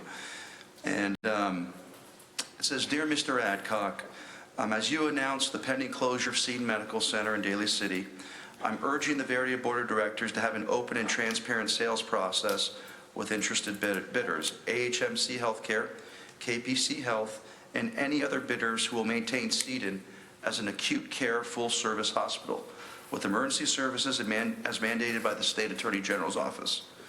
San Mateo County must be involved with the evaluation of the bids, as it faces a severe health crisis if the hospital were to abruptly close, especially considering the state of California has declared a state of emergency related to the COVID-19 virus. At this point, any process of closing Seton should be put on hold. The county will strongly object to the closure of the facilities if a transparent sales process is not put in place because it needs more time to consider the impacts of closure, both financially and for the overall health and safety of the community. Our bankruptcy attorney, Peter Benvenuti, should have full access to review the bids and the bidder's financial wherewithal so that county officials are suitably informed as to its role in ensuring Seton's vast community of patients receive the quality health care they are accustomed to, and that the hospital's employers are not kept in the dark. My question to you, sir, is this. You had said that the hospital, the board of directors, is looking at potentially closing the hospital, correct? Your board of... Go ahead. So, we're not going to... I mean, come on. All right? Let's stop playing each other here, okay? Let's stop playing each other. Okay? Answer directly, okay? So the question is, do you have plans on shutting the hospital down next week, or are you going to give the county, or are you going to give the buyers enough time to work something out? We are working with buyers who are interested in keeping the hospital open. We will keep doing that. And what's the time? What's the timeline? Are you willing to? Is the hospital in jeopardy of closing next week? This hospital is at risk of closing. But you know, that isn't news, Supervisor Canapo. We have been saying that throughout this bankruptcy case. We said in the public meetings when the Attorney General held them here, that if the deal to SGM did not close, this hospital was at risk of closing. We have been working very hard to find a buyer. No, Mr. Mizell, and you know that's fine. What I'm interested in, and just trying to get a direct answer. You're working with the buyers. You said you're engaged. Are we far apart? Are we close? Where are we?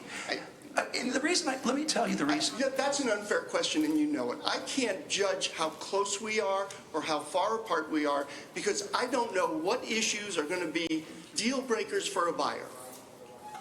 Okay. So it's a complex deal. You're talking. They're at the table. Yeah, we're selling facilities for $60 million or $40 million. Yes, it's a complex deal. Mr. Mizell, you know, I think what you should do is you should negotiate in good faith. You should, an extension should be granted. You should not.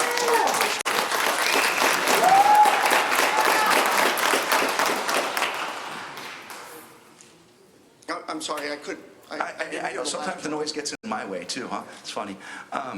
So I think that's it, Mr. Charles. Can I hand you this letter? I've actually, I think, seen it already. You've seen it? Okay. Well, let me give it to you just in case. And by the way, just to talk about the closure, the risk of closure, when we closed St. Vincent, the patient care ombudsman appointed by the Office of the United States Trustee, a branch of the Department of Justice, told the bankruptcy judge that we weren't closing fast enough for patient safety. I mean, it's on the record of the bankruptcy hearing. You know, thank you. We're going to need to move on. I apologize. I apologize to the speakers that are standing, but we absolutely need to take a 5-minute break. And I promise you, it won't spill over to 20 minutes. It'll be 5 minutes. And thank you for your understanding.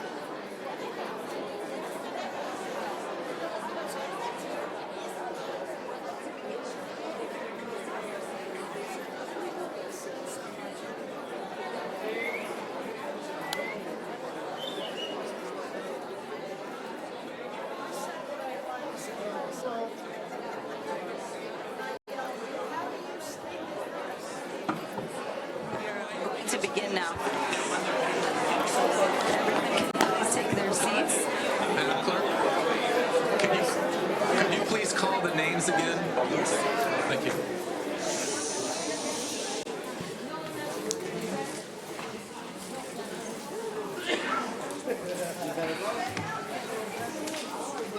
Okay, thank you.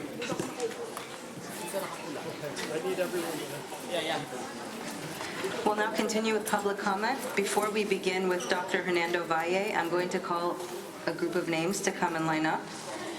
Thomas Nuris, John Avalos, Good evening. Phoebe Minkler. Since I had Oh, I'm sorry, sir. Let me just finish calling these names and then I can have you start. Phoebe Minkler, Leanne Young,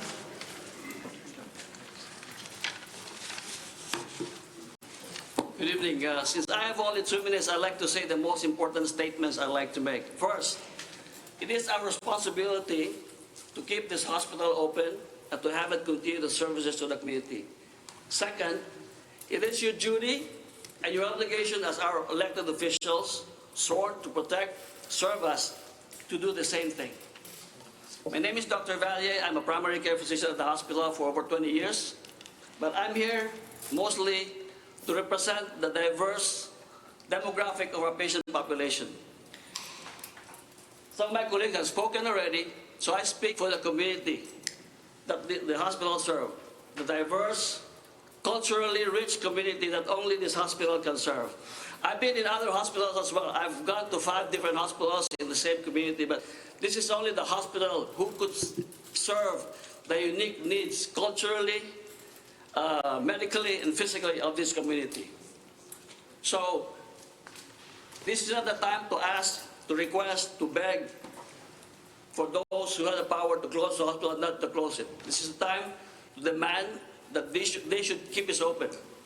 And again, it is our duty and responsibility to do the same. Whether it's in your hallways, in your COB buildings, in your imaginary parking lots, or in the streets, we should block any attempt to close the hospital. Thank you.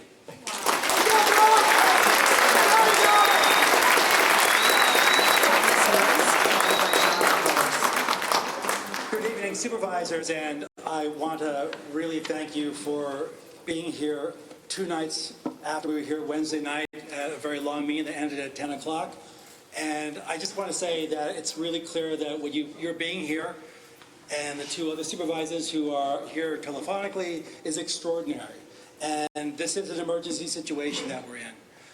Just watching the interaction between the policymakers, the legislators who are on the upper part of the dais, and the people who are running the county, the executive branch of the county, I'm saying that we're involved in some kind of guessing game about how we're going to fix a problem. This really shouldn't be a guessing game. This should be the county working together, both the policymakers and the executive branch of the county, to actually have a plan about how we're going to protect the public. How are we going to protect the public and ensure that we're providing public health across the entire county? How can we ensure that we're not going to create a healthcare desert in the northern part of the county and the western part of the county, and I would say as well as the southern part of San Francisco, who uses Seton Medical Center? This is a huge charge. It is your public health mission to protect the public. It is not just your mission to make sure that the county is solvent. So I want to think about how we can actually not just have a guessing game about how this can be done, but charge the executive branch of the county to look at different options that we can explore. Up to purchasing the hospital, what is the plan for that? Where's the sources of money? Come up with a plan for that. You can actually choose that plan among other plans they could provide, perhaps providing bridge funding or doing lease financing. Or is there a short-term financing plan that can be made that later can be placed by, that you can approve as supervisors, that could be later replaced by a GEO bond that's approved by the voters? It's a political problem. How do we make sure that all of the county can support the public health needs of the entire county? That's work that you as policymakers can help and educate the public on. But here today, we need to make sure that the county is working together to provide these kind of options so we can actually, you have something to choose on and a course of action that's going to have the greatest impact to protect the public and the general health of the entire county. Thank you again for being here, and I don't have your position. I've been in your position before, but you, I know, can work together to find a solution for this great problem that we're in. Thank you.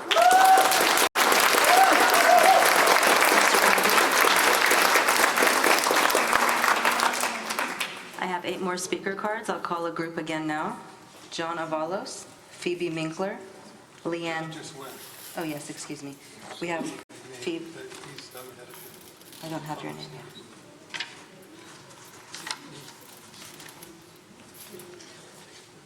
Okay, yes, my apologies. We have Thomas Nuris, followed by Phoebe Minkler, Leanne Young, Jocelyn Manalo, and Christina Caradis.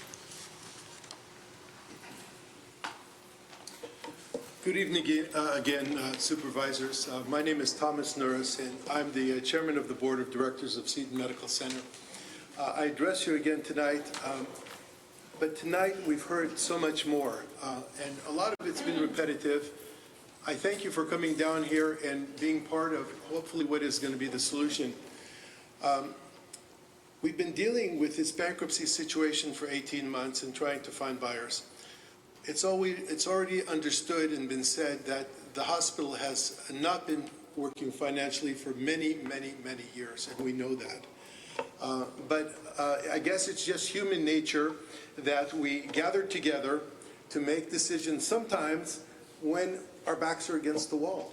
And sometimes the best decisions are made that way. I remember when I was a kid, I could have 2 weeks to write a paper, but I did it the night before, and it was great work.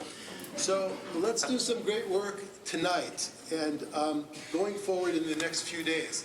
I can just tell you that my experience, having observed what's been going on for the last 18 months as the chairman of the board, more has happened probably in the last few days to move closer to a resolution where perhaps a buyer will step up in good faith, because a lot of this dragging on has not just been on the seller side. Buyers and sellers, you know, this is how deals are made.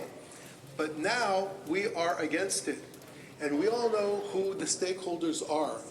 And we all know what our responsibilities are to the community, because the community has spoken, and you've heard it by many, many people. And you've heard about the type of people that have worked at Seton Hospital, that have given quality care to this community for years. And again, I will say it, the last 18 months in bankruptcy, it has been so stressful up there. But the doctors and the nurses and everyone that has been there have not bailed on us. They have worked hard. The quality of care has stayed extremely high. In fact, it's just gotten better every year. So I guess what I would like to say is that we see the problem, we understand it. I think we've bought in the stakeholders at this point. So please, let's work quickly together so we can put something that will hold the hospital, and then maybe we look for a long-term solution after we at least secure it for now. Thank you.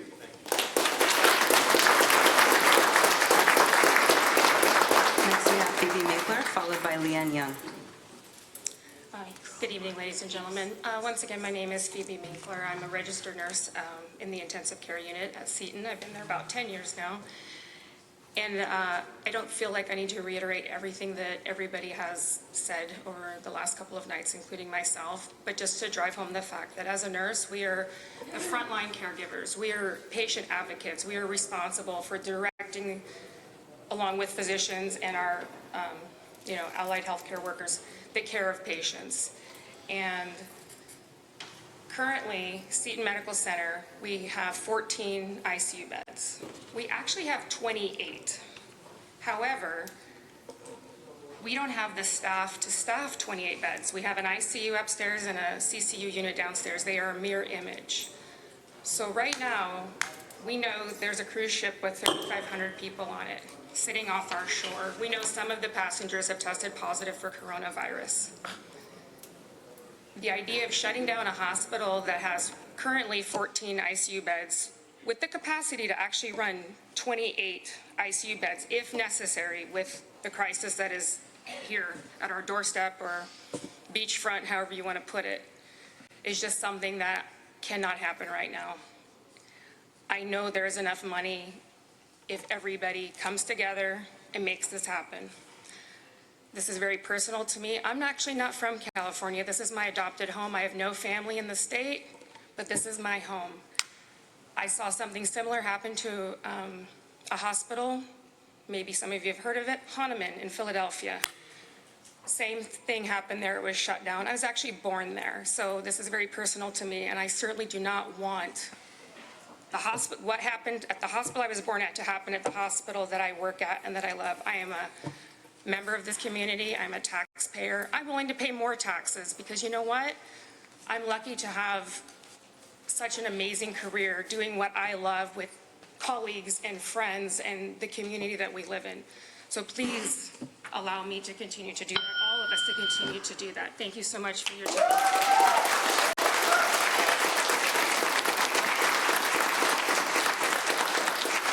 I'm now going to call the names of the last 6 speaker cards that I have. If you can please line up. I have Leanne Young, Jesslyn Manalo, Christina Corredes, Wallace Moore, Mina Richardson, and Daly City Council Member Pamela DiGiovanni. And now I'll call up Leanne Young. Good evening. I want to, again, thank you for your time in coming here to Daly City. I was just looking some facts up, and we have over 107,000 residents, and Seton is our only hospital. Daly City is a vital part of San Mateo County, even though we're in the north part of the county, and it seems like, to me, it's a no-brainer to try to keep this hospital open.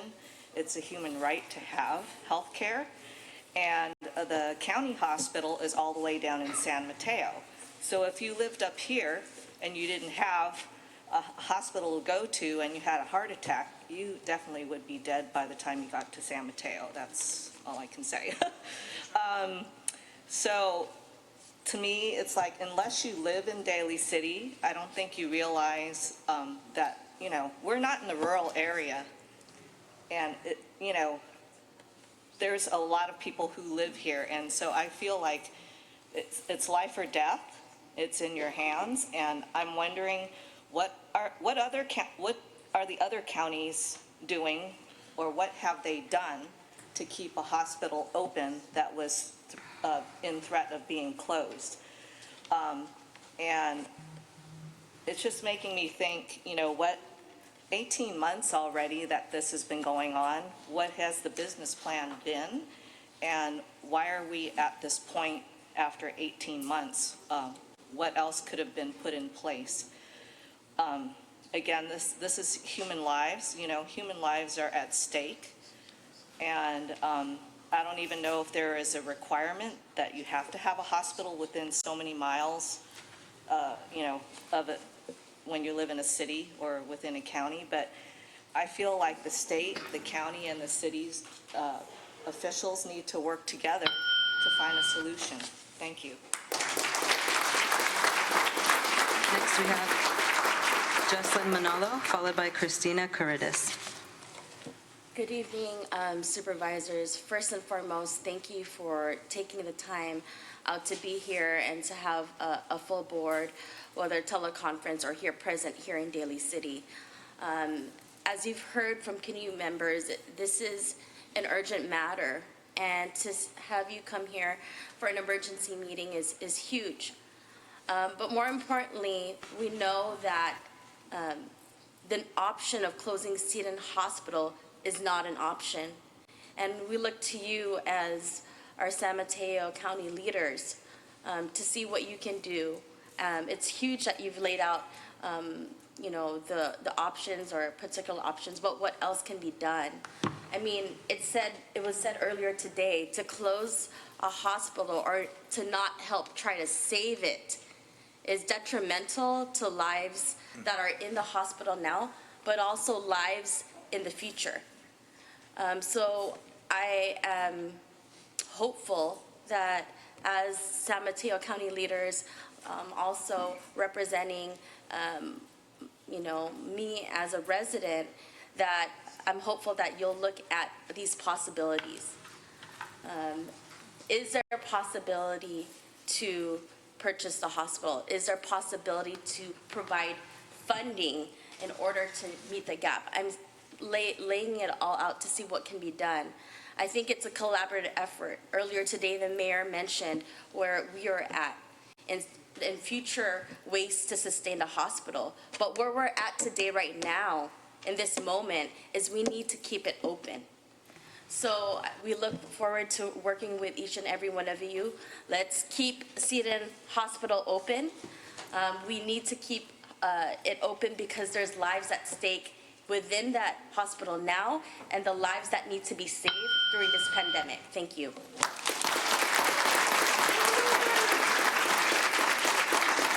Next, we have Wallace Moore, followed by Mina Richardson and Councilmember Pamela DiGiovanni.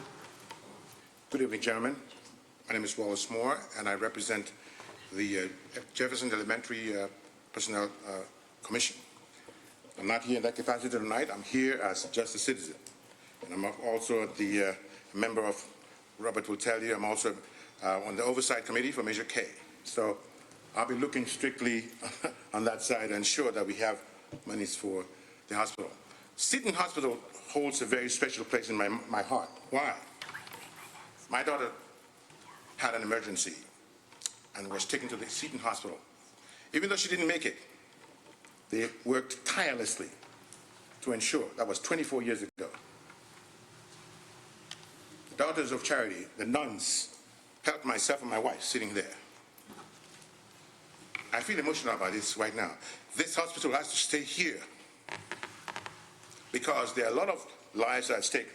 Forget about the pandemic. Forget about seismic retrofit. I know that's money, but we need it. This is the largest state in the county. We can't boast of a hospital? Please. It's very important to us. I mean, everything has been articulated here tonight, and I don't need not go over that. But I really thank you guys for coming down here to see us and to hear us.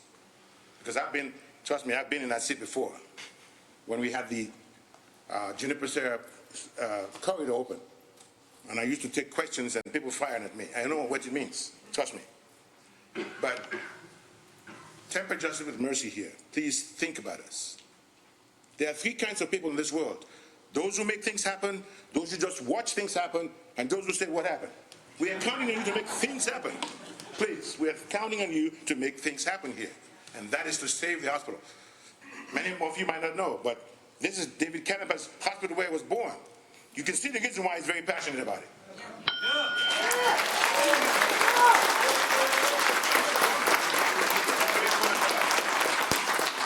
And we have not talked about the nurses tonight or the doctors.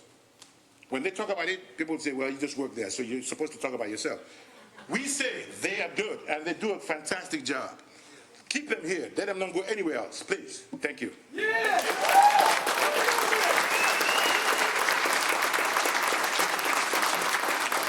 President's welcome. I have 3 more speaker cards. Christina Caredes, followed by Mina Richardson, and Daly City Council Member Pamela DiGiovanni.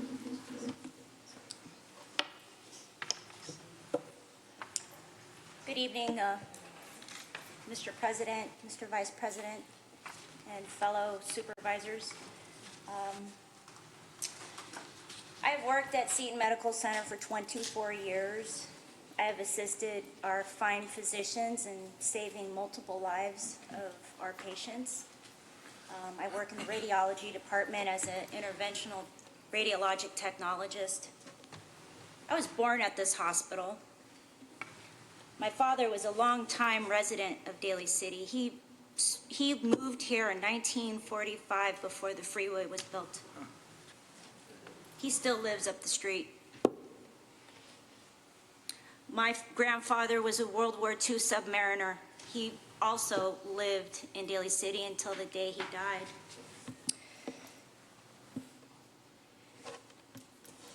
We need solutions here. And I'm calling upon every one of you to dig deep and find them. You threw out a lot of big figures that are way over my head. I don't understand these, but I see that there is some mismanagement here. That's right. And I'm looking at you in the eyes, all of you. Find it, dig deep. We need you today. We need you now. We need you to make decisions. They're gonna be hard, but we have a parking structure you can use. It's right over there. It's right below the hospital. We can provide that for you, I'm sure, for your $11 million. This is a hospital. The community needs you today to make the right decisions. It's also an election year. We're watching you.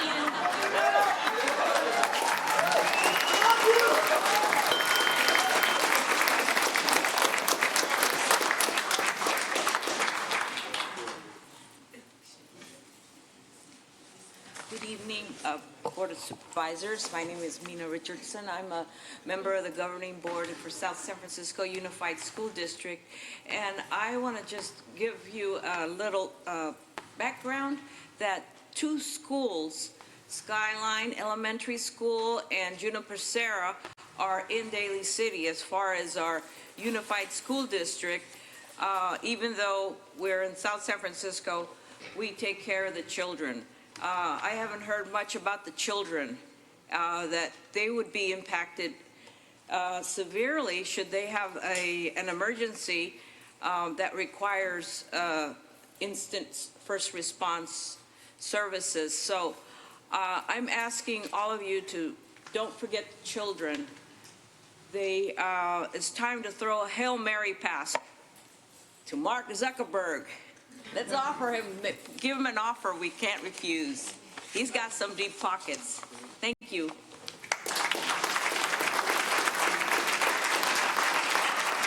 Mr. President, I have 3 more speaker cards. If you can please be up at the front here. I have Joe Manzano, followed by George Tenetti, followed by Councilmember Pamela DiGiovanni.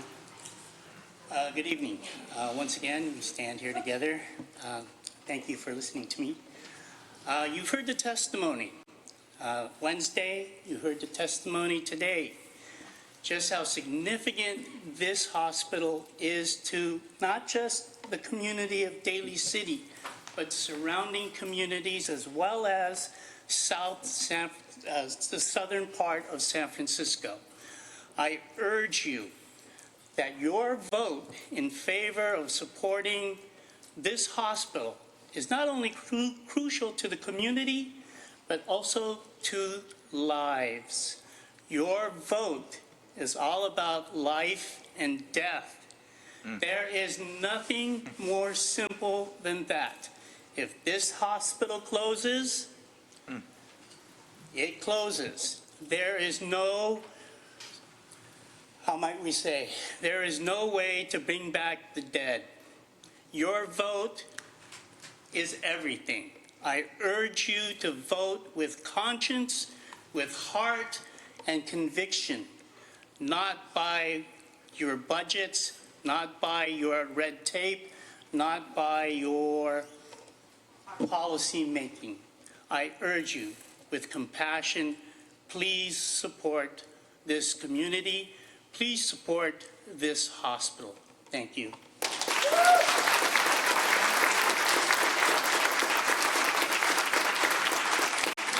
Next, we have George Tenetti, followed by my last speaker card for Councilmember DiGiovanni. Gentlemen, we spoke on Wednesday. You know, I don't know how much we've talked about, if anything, about San Francisco County even being part of this system. We have ambulances come every day from San Francisco County. They're the fire department who's bringing in the patients to us on a daily basis, several times a day. Have we thought about talking to them? Maybe they could help set something up here? I don't know if we have or not. I know Mr. Mizell's here to close us down, and he's even made sure to let us know that it's as soon as possible, because the state told him and the government told him that they needed to close St. Vincent's faster. Our patient load is not the same. Our patient load in both Seton Coastside and here are difficult patients to place. And he wants to try close it in less than 3 weeks, most likely. If not, so he can go ahead and get his portion of the money that they'll pay him for it. I'm really sorry. It's ludicrous that they're doing this to us. And they think, what are they going to do? Put those patients out in a wheelchair? Come and pick them up. Nobody can take people on the beds that they're in right now. They need special feeding. They need special equipment. They need special treatment. Families come and help all day long to some of these patients, and they help the nurses get their job done. And then they go home at the end of the night, and another set of family comes in for the rest of the night to do this. This is going to be missing. This guy is intending to get us out of here as quick as possible. At what cost? These people are going to die. You're not going to find a place. The nearest place is San Bernardino South or ahead of Sacramento. Let's think about what we're doing here. Let's really help this community out. We stretch out from San Francisco all the way up to Santa Cruz, if you really think about how many people come in. We used to go pick up patients. We don't do that anymore. We can't do it because they stopped it because they thought it was too costly. We had a CEO that said if we had 15 to 20 patients a day, we'd break even if we could pick them up. We need to just think out of the box right now. We need to do it fast. This guy is not here for his heart and his good health, as you put it last week. You said this guy was here and he has a heart. No, I'm sorry, he doesn't have the heart. Thank you. That's right.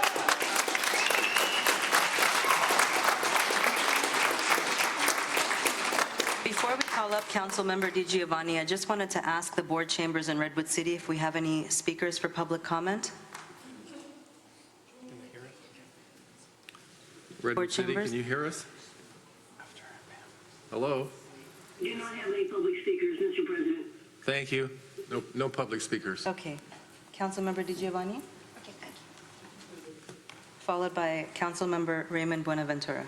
Good evening. You've already heard about tonight, what we consider is the heartbeat of our community, which we know it beats up on that hill, and it beats for all of us. And we cannot afford, as you know, for that light to go out, because those lights in those hallways need to stay on.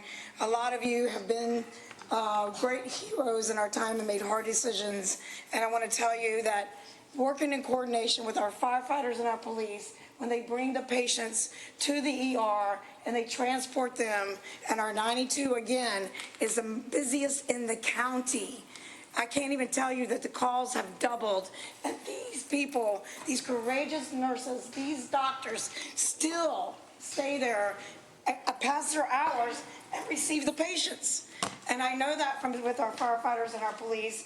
And when there's a dog that attacks a resident, and our firefighters and our police had to respond, and they had to bring the gentleman over, then there they were. They are the heroes here, and we want to make sure that lives are saved. Okay, so here we are, but we need a solution immediately, because we already know that we can't really trust what we hear tonight about how many days. We don't have a date.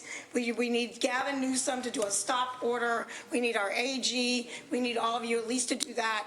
And if the county, if it turns out that it's best for the county, and the taxpayers have paid this money and began paying it in Measure A, and they did not receive that money, and Seton did not receive that money, it's not just a responsibility because we're in a health crisis, but all of you I know who have a strong integrity on that board will do the right thing and let us stay open, and we can figure out a way to, as a community, to make sure that it's an ongoing sustainability together, and if that's the right reason. And if you do choose to look into one of those buyers, I would like to ask you, even though I know that Apollo is being not favored, but is one of the buyers, please investigate these people thoroughly, because they can come in and do 6 years of AG conditions, and then what's going to happen from there? And we don't want to end up here again, and we'll have lives lost to that virus that we already know is here.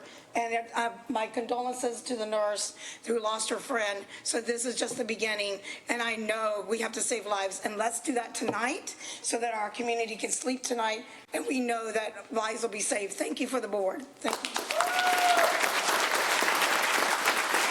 And lastly, we have Ray Buenaventura for our last speaker. So I want to say thank you to all the board members who are here and also the ones that are online. David Canepa, I want to especially thank you I know you, bless your heart, because you clearly, you're from here, you care about this place, and it has shown in your advocacy. But to the other supervisors,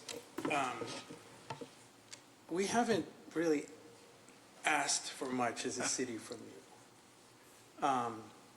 And maybe it's because of the distance, the regional thing, and because we're represented by a very good supervisor. But we are now asking for your help. You know, we have been there for you. We have partnered with you.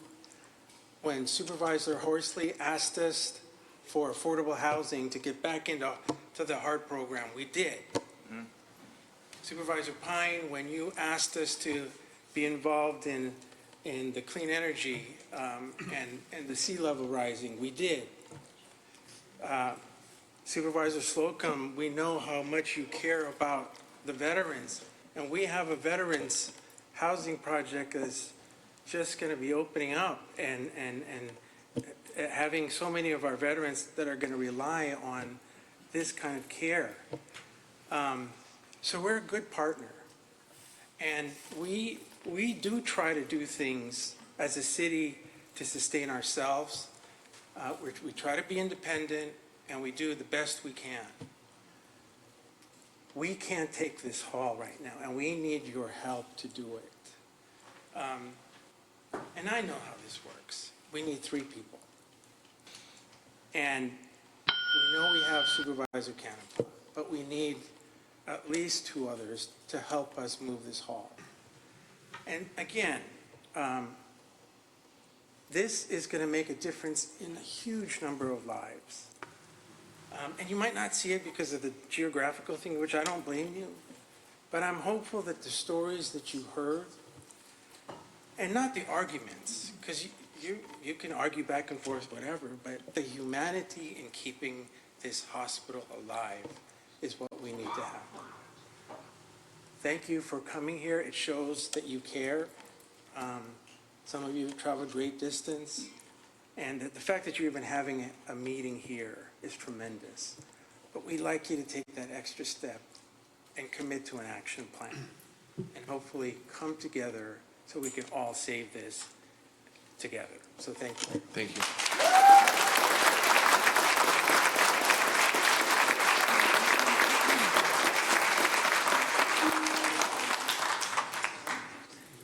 That was our last speaker card. Was that the last speaker? Yes. Well, let me thank all the speakers who shared with us tonight their thoughts and perspectives. It's sincerely appreciated. I know that all of us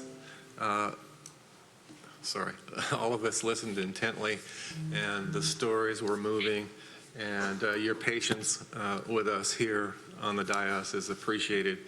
I'm going to ask Redwood City now. I'm going to give them a moment to be thinking, but I'm going to ask Supervisors Horsley and Groom if they have any thoughts on recommendations moving forward or other ideas. So I don't know if Supervisor Groom wants to go first or Supervisor Horsley, but Redwood City, if you can hear me, you're on.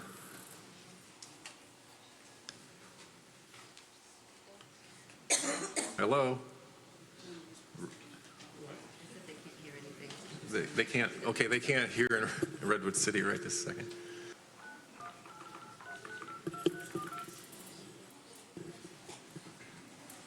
Welcome to AT&T's teleconference service. Please enter your... To join the conference, please enter your... There are 2 participants on the call, including you. You are joining your conference as the host. For a menu of available commands, press *#. Thank you. Redwood City, can you hear me now? Yeah, we Okay. hear you now. I guess you cut us off for a short period of time, but yeah, we can hear you now. Okay, very good. So we've concluded with the public comments, and we're ready to conclude with supervisors' remarks. And I don't know if Supervisor Horsley or Supervisor Groom want to go first, but you're up next. Okay. Okay, well, I'll go next. I was involved, and I know many of the board members were involved in that Measure A initially, and it was for, and I do recall very distinctly, it did talk about keeping emergency rooms open. It's also for public safety and early childhood education, and a variety of other things. And we did, after it passed, and the amount of money was considerably less than it is today. We were giving Seton, but it was run by Daughters of Charity. We were funding up to the tune of about 11.5 to 12 million. Plus, we were assisting them on another management issues because they clearly needed to make some significant management changes. And in that case, we continued that until they then sold to Blue Mountain, which was a multi-billion-dollar hedge fund. And we thought, we can't be funding a hedge fund. So we really stopped that larger fund. But nevertheless, we continued helping them with the seismic retrofitting of the hospital. And even when Verity took over, we still continued, and we only really stopped once Verity declared bankruptcy because we just didn't know what they were going to do. And, we have $1 billion after the next billionaire declaring bankruptcy. We did, we've all been involved with the management of the seat for at least 10 years, well, almost 10 years for me. The last time we met with Dr. Patrick, myself, and Supervisor Campbell, he indicated he's losing $40 million a year, and now I hear that $60 million a year. When I hear about losing $60 million a year, that's our 50-some million a year that we're losing on our hospital. To me, that's like $100 million operating deficit on an annual basis. So I'm really concerned about that. And during this whole process, by the way, the health plan of San Mateo actually stepped up when we were having a more generous payer mix to help them. And one time we even, and David knows this as well as I do, we collected them $26 million for a period of time. So I think we've worked with this, with both Verity and Blue Mountain and the Daughters for the last almost 10 years, and it just continues to spiral down. We even talked to Supervisor Sloak and I are both on LACA, and we talked about asking a financial healthcare district to extend their boundaries into Daly City. Peninsula's building luxury apartments for seniors that'll cost $7,000 a month, and we thought, that would be a potential source of income for healthcare in the north part of the county. So we haven't seen any action on Peninsula Healthcare District. Maybe Daly City can push them a little bit. But, I'm really interested in what Peter Farmoff, I think his name was, from SGM. He says they're close to a deal. So, let's see what they come up with. And we're interested in that. Thank you, Supervisor. Supervisor Groom? Thank you, Mr. President. I'm very interested also in one of the speakers said that the Apollo people were working very, very closely, and that they could be close to an agreement. I mean, does anyone really have any insight into that? Are we a week away? Are we a month away? Are we a year away? I mean, Yeah. Is there someone who could speak to that? Because that's a good question. And I'd like to understand. Yeah, why don't you come in, Sam? Well, we let Sam in. Come.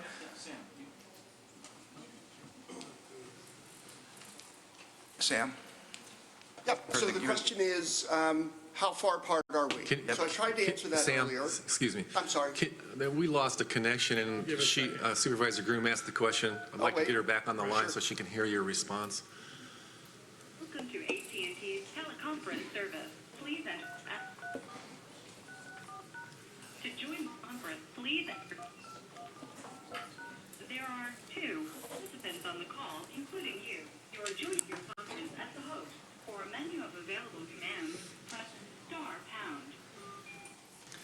*#. Supervisor Groom, Sam has come to the podium and is going to respond to your question. First name basis now. Well, So crazy guy. I explained earlier, we don't know how close we are because we don't know what issues that we're still trying to work through with them are going to be deal breakers or take longer. Their lawyers are talking to their clients over the weekend.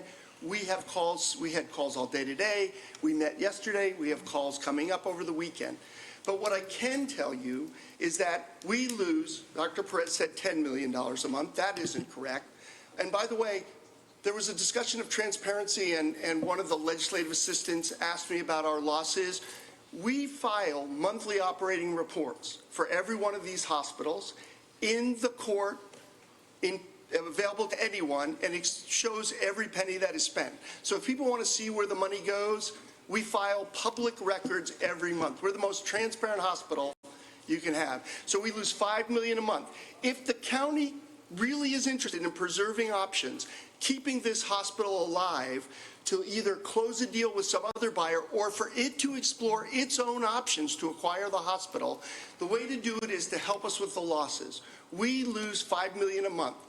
We don't need the county to put $130 million in. If the county would step up and subsidize, as it apparently used to do for the Daughters of Charity, I just heard, if it would subsidize the $5 million losses, that would make it possible to give us more time to negotiate either with the county or a buyer. So it doesn't have to be a huge investment. It can be a very small investment to buy all of us more time to get a deal done. Did I answer your question? No, it was super. The answer is we really don't know when we might complete negotiations.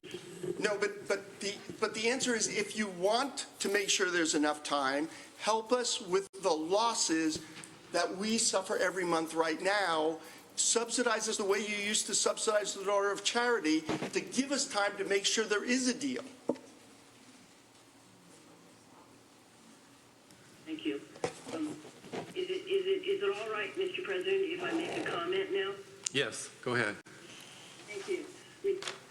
As we're exploring this, what's to become of Seton system, I want to also suggest that we look at some different kind of options in the delivery of health care.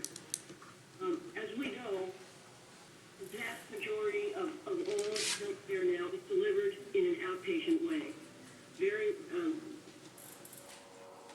one-day surgery, cataract surgery is you're in the morning, you're home by noon. Ankle surgery, knee surgery, almost everybody is able to be home by the end of the day with follow-up care following. So I'm wondering if people have considered in any way a smaller, much smaller inpatient tower, but with extended facilities for outpatient care.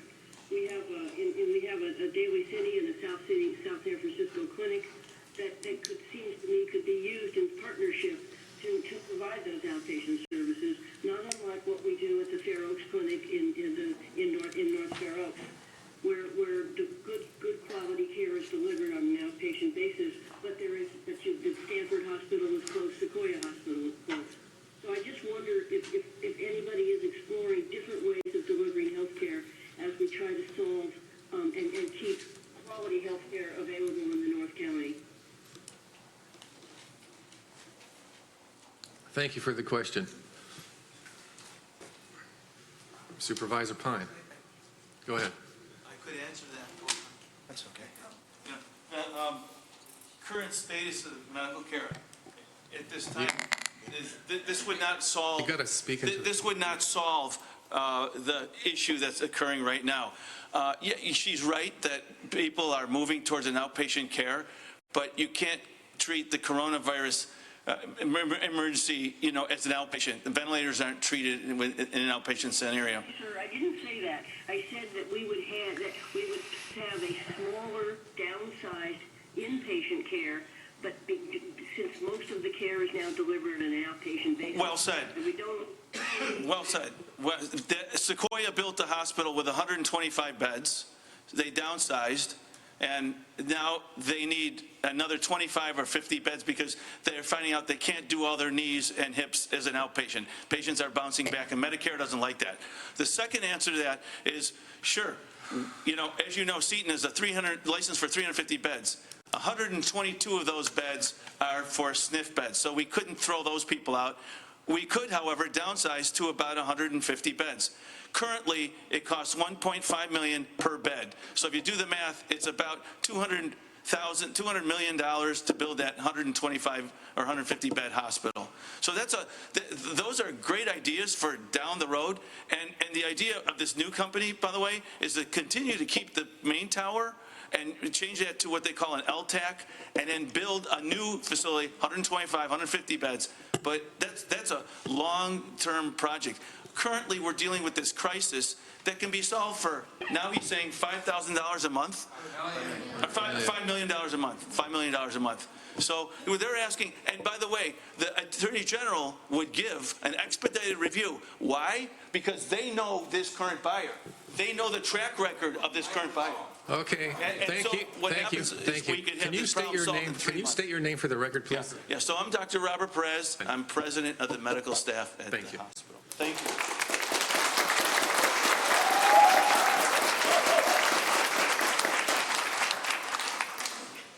Supervisor Pine, or do you want me to go? It's up to you.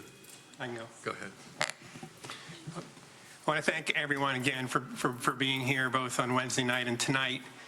There's a lot of people in the audience that I know really well, a lot of friends here. I've been following the history of Seton very closely since I joined the Board of Supervisors in 2011. It's been quite a saga. At our last meeting, Lise Rogers and Maya Altman spoke about what we don't want to happen, which would be a closure, but they spoke about what that would mean. In some cases, patients will get services in other ways that seem very workable. In other cases, the hardship is really it's incredibly severe. If you were here last time, I mentioned that I have a constituent that has an adult child that is one of the folks in those acute beds. And that person, would probably end up in Fresno, I don't know where. So this is really, really tough. And what makes it really tough, particularly for us sitting up here, is it's, kind of like the last pitch in the ball game. Because this has been going on a long, long time. So I want to say two things, just in way of context. No. You don't need them. We do need them.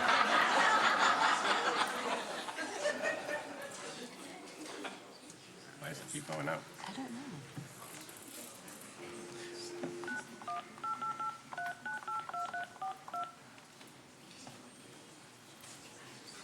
Welcome to it. To join, please. R2. Participants on the call. You are joining your conference as the host. For a menu of available commands, press *#. Are you back, Redwood City? Yes, we are now back. Okay. Everything you said?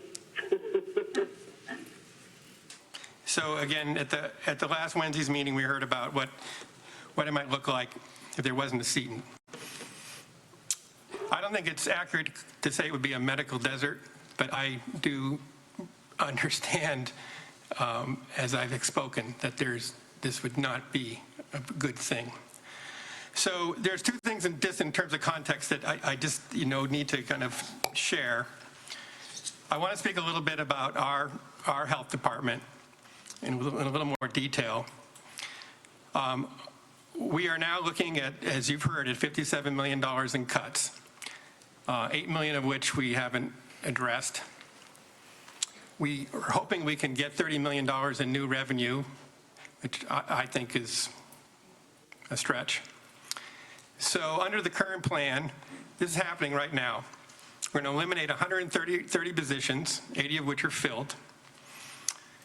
The proposal is to close our retail pharmacy, which we've heard a lot of testimony about its importance. The proposal is to close our ophthalmology services. The proposal is to reduce our inpatient psychiatry units. So these things are they're on that trajectory right now. So it makes the situation even harder, because we were looking at this situation for our core services. Our core services are to take care of patients who have no insurance. And we have a budget problem that's only going to get worse. It's going to get a lot worse than this, sadly. And the other piece of context I think Supervisor Horsley alluded to. What we would want to happen here is to save Seton, not for a day, not for a year, but for the long run, okay? So you can't have a hospital, no matter who owns it, that loses money every year. And over the, again, 8 or 9 years I've watched it, no one's been able to make it sustainable. I mean, the daughters basically, they gave up and sold. I mean, of course, the daughters' mission is charity. And they said, we're done with that because we're losing too much money. We're done with the charity. Prime took a hard look at it and said, we can't make a go at it with the Attorney General conditions. They're too strict. I personally think they are too strict also. Verity and Blue Mountain came in. We know what's come of that. This county has put in $40 million, but we're still here tonight at the bottom of the 9th inning. So why is that? You know, why is that? All these capable people have not been able to make this work. Well, very incompetent. Well, in any event, the problem, the fundamental problem is the fact that, Seton has very few privately insured patients, so they need reimbursement from the federal government. And we live in a country that does not value healthcare as a nation. We're one of the richest countries in the world. We waste our money paying insurers.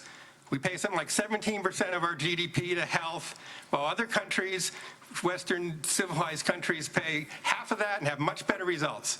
We have a completely broken system. Our federal government does not pay the kind of reimbursement to make this hospital work the way it's structured now.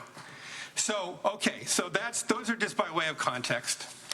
And now I'm just giving my thoughts on what to do, and this is just incredibly hard.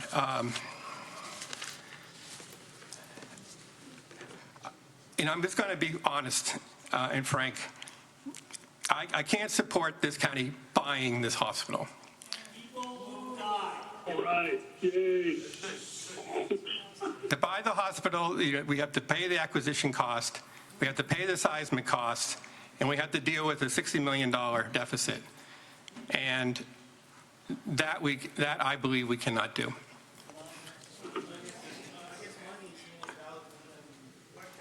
So the question to my mind is, can we partner with a buyer in some way? And so let me say that I don't know the answer to that, because I really can't talk about it in the abstract. I don't know who the buyer is. I don't know what their plans are. I don't know what their financial needs are. But if a buyer wants to make a proposal, make a proposal. And when I evaluate that proposal, these are the things that I'm going to care about. Does the buyer have a strategic plan that will make Seton sustainable? Will the Attorney General work with that buyer to relax operating restrictions? Do we have the wherewithal to provide funding? Or how do we deal with this issue of us cutting these services I described before? And then, then finally, I really think that there need to be a lot of other people involved here. All right. I mean, everyone's looking to the county. Fair enough. We're the county supervisors. Fair enough. But where's the state of California? Where's the city of San Francisco, where there's 20% of the patients? The health plan of San Mateo, who is responsible for Medi-Cal patients, is of the view that it would not be a wise investment of their money to put it into this hospital. The Attorney General, is not participating to my knowledge. So it's a pretty untenable situation to have it all come down to this county, given those structural problems that, I mean, they're just undeniable. These are undeniable structural problems. And you can't, and so and they have to be dealt with. They have to be dealt with. And that's the struggle. Thank you, Mr. President. Thank you, Supervisor Pine. I want to use my time not to review. I thought, the previous supervisors sort of summarized the issues and their thinking. I want to use my time to talk to the county manager and staff about what I'd like to see from their offices. And I think of, there's so much unknown here. Supervisor Pine just spoke about that. We don't know the numbers. We just don't know the numbers.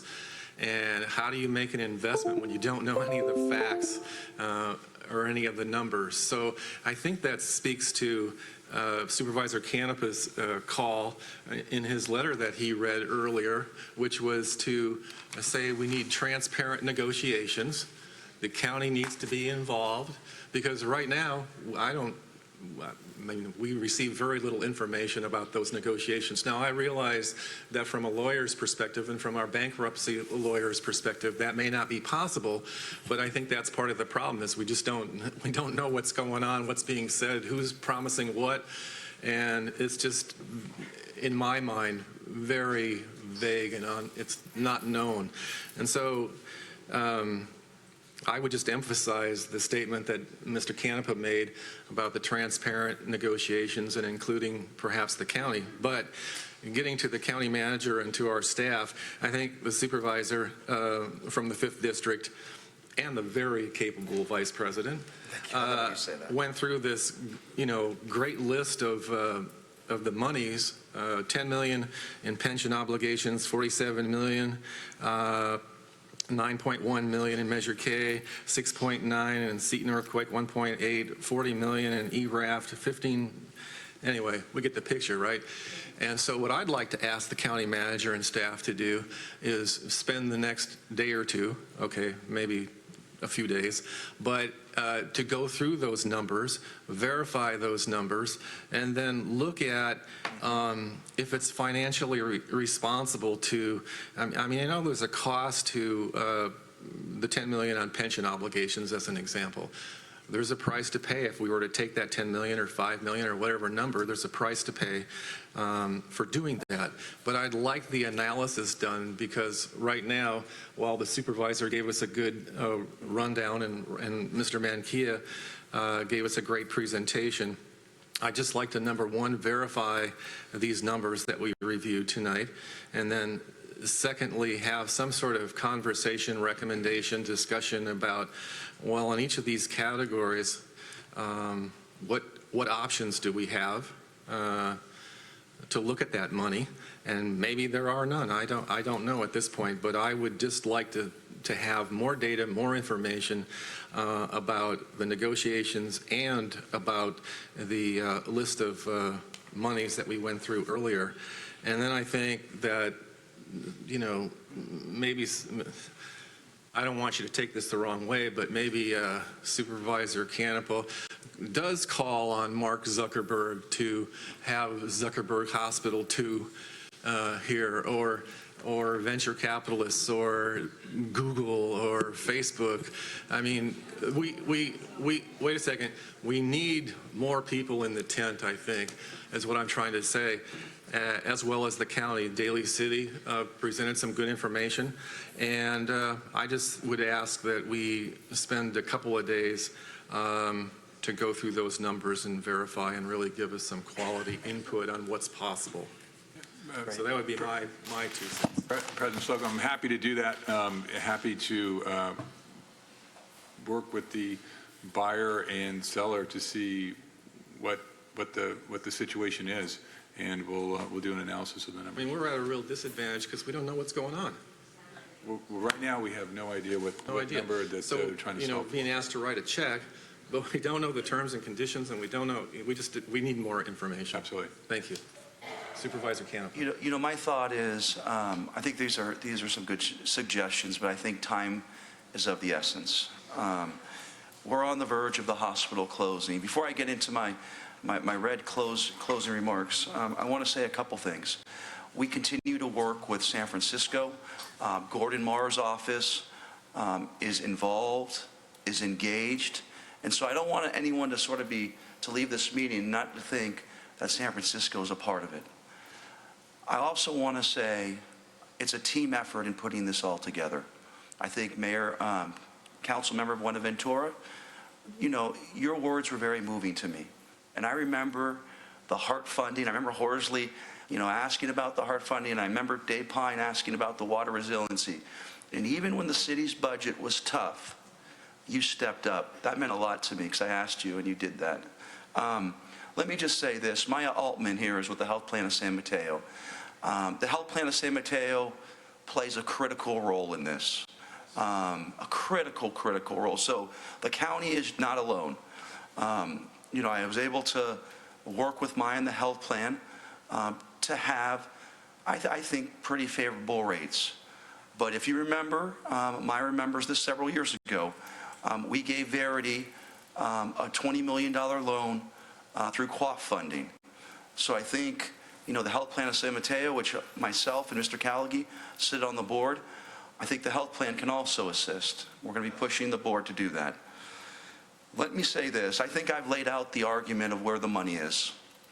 This is about political will. This is about political courage. Someone had talked about the geography. Folks, I live it every day. I live it every day. It takes me a long time with that traffic. Sometimes it's an hour. It's the tale of two counties. And I'm not being disrespectful because there's areas of needs. But we need the county to step up and to step in. No excuses. No excuses. So there's a couple things I'd like to do today. I'd like to make a couple motions. Seton must stay open. What the future holds for the campus, it's exciting. We can transform this place.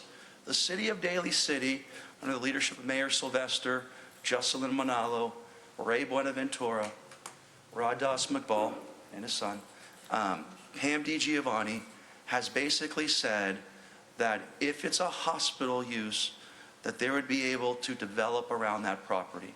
Now, here's the other issue, and Mr. Mizell, make no mistake about it, okay? Make no mistake about it. I have 9 years in office. I have 4 years. I just got reelected. Thank you to the voters.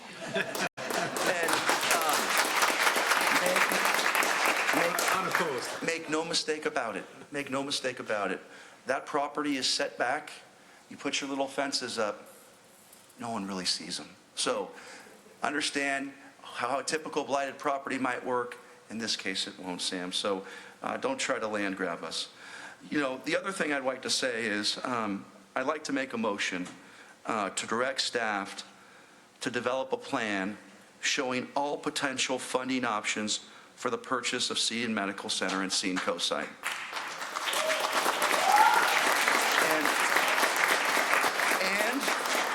And concurrently, develop a funding plan to assist any potential buyer with the purchase of the property if Verity does the right thing and sells it to a hospital operator. Then the board can decide on an up and down vote what path to pursue to keep a potential healthcare crisis from happening in these uncertain times.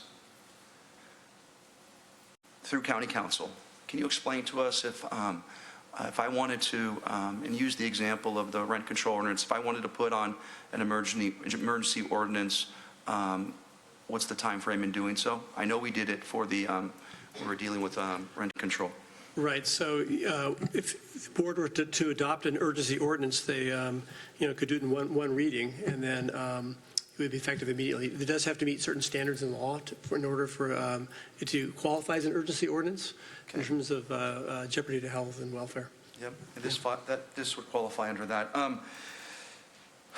What I like to do is we have a board meeting. As many of you know, the city council meets every second and fourth Monday. We meet every second and fourth Monday in the morning at 9 a.m. What I would like to do at our regularly scheduled meeting, if we can't get it on that agenda, obviously we can't because there's been notice, I'd like to have a meeting thereafter through an urgency ordinance. So I'd like to make a motion to conduct another urgency meeting for next week. Hold on, but I like it. I would like to make a motion to conduct another emergency meeting on March 10th after our Board of Supervisors meeting to hammer down any potential solutions the county can offer to prevent a devastating healthcare crisis in this county with the potential of Seton. We are running out of time. This is serious stuff. And so, board members, that's my motion. I heard a second, I think, from Mr. Pine.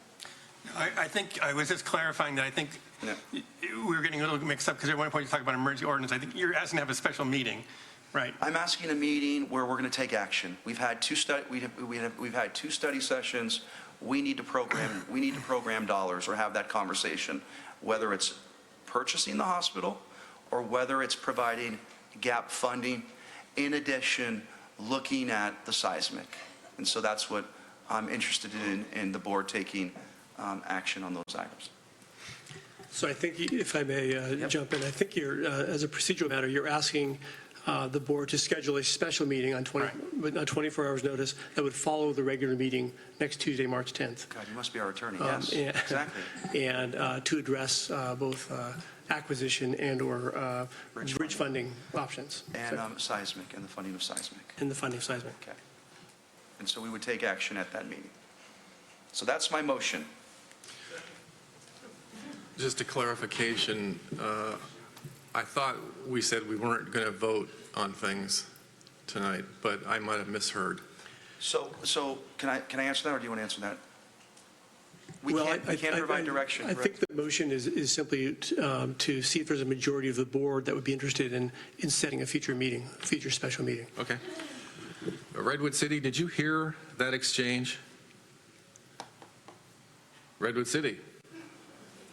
Yeah, we did hear the exchange, yes. Oh, okay, so the request is for a special meeting basically on the 10th after our regular meeting, as I understand it.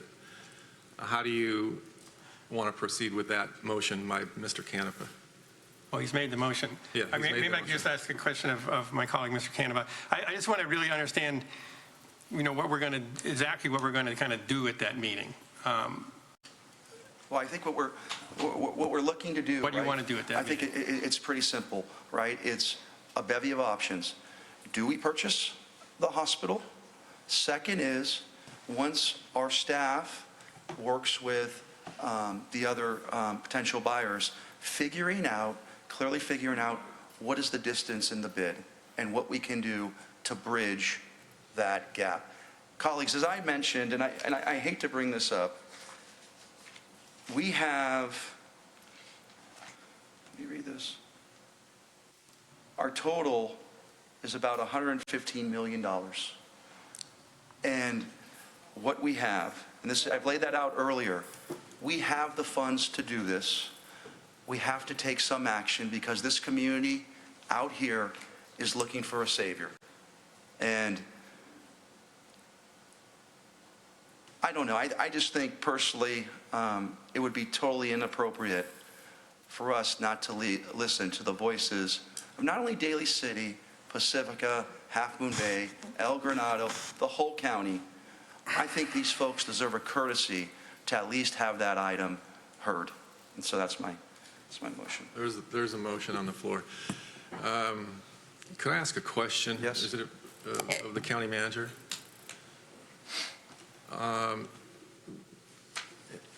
In terms of the special meeting and what we want to achieve, I think that was just answered. But I'm concerned that it takes time to pull all those numbers and do that analysis, and not sure, just like to hear you say, yeah, we could do that Tuesday at a special meeting, and if that's too soon, maybe give us some options. Well, it is rather quick. I mean, we can get working on that immediately. I don't know if the buyer and sellers are available over the weekend. I'm happy to meet them on the weekend or whenever they're available to try to bring back information on where they're at.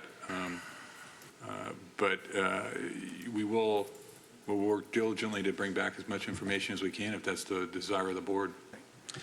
Plus, I will say that all of this would presuppose that the buyers, prospective buyers, would be willing to share information, which has not been the case so far in a very detailed way. And I would expect the board would expect staff to do some due diligence in advance of a decision. Thank you. So there's a motion on the floor. Is there? Mr. President? Yes. Yes, Supervisor Grew. I'd like to ask a question again. Yes. If we have a special meeting on the 10th to make a determination of whether we will fund, we will help with funding the new hospital, or we will purchase a Seton Hospital or something, what does that do to the negotiations that are ongoing?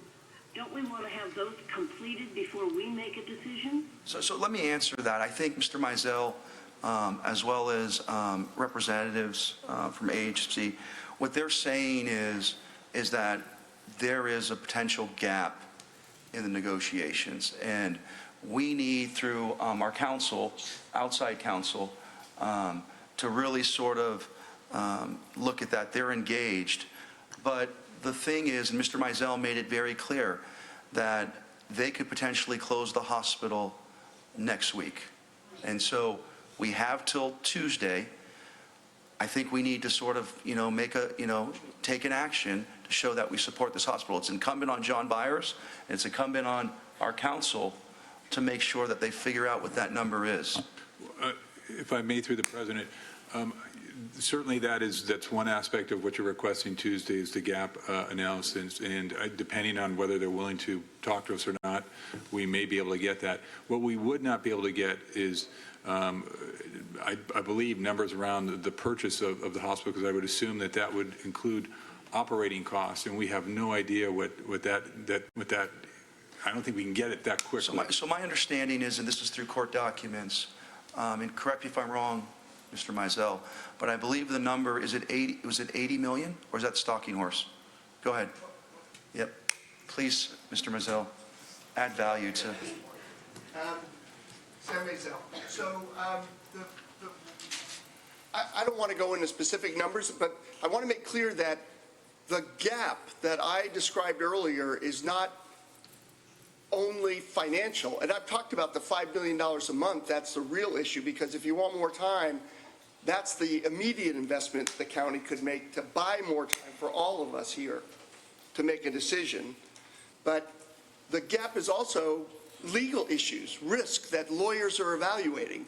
That's, I think Peter Benvenuti, your outside counsel, Toby Keller, who's here tonight from their firm, we can talk to them about it once we get clearance from the buyers, because we don't control the information here, but we'll engage with the buyers, and we'll engage with your staff over the weekend if we get authority to do it. Thank you very much. The one thing I'm thinking about is we need to understand from you, staff, what the different scenarios or options are. We need answers. I think Mr. Callagy, you made it very clear that Saturday and Sunday it's going to be both a busy day for you and Mankia, and Mr. Mankia pulling this information together. But my constituents, our constituents, demand that we take action. And so there's a motion on the table. We can vote it up or down, but there is a motion. No. Sorry. So on the, there's not a second yet, but I do not believe it would be productive to talk about a full-out acquisition of this hospital. I do not think that is I'm not supportive of that. I don't think it's financially tenable. And I don't know what Mr. Horsley, Mr. Slocum, Mr. Groom, Ms. Groom, whether they feel that warrants some kind of deeper consideration. That is not a tenable solution to me. So, if I might comment, Scott Horsley, I would not support that motion. I just don't think we have enough information. I have no problem with having another special meeting on Tuesday, but I am not prepared to make that decision on Tuesday without further information. And I certainly don't think our staff has the. I don't think they really have the ability to gather that kind of information that quickly. So I'm willing to have a special meeting again on Tuesday to see how far we come in terms of information. But again, I'm not going to support the motion as Supervisor Canepa laid it out. With all due respect to Supervisor Horsley, I know that you've been sick. We've had two study sessions. There's no need to study this issue further. Your constituents, Don, your constituents on the coast, my constituents out here, we should at least have an agendized item to talk about the bridge funding and the seismic. And if that is your motion, Mr. Pine, I'd be more than willing to second. If the appetite of this board is not for acquisition, we should at least look at taking action on gap funding. Time is limited. People's lives are in danger. You heard from the speakers. And I don't know, I'll be quite frank with you. I don't know what's up. I mean, I really don't know what's going on. When people come here and they tell you they need help, as elected officials, we have a moral responsibility to serve people.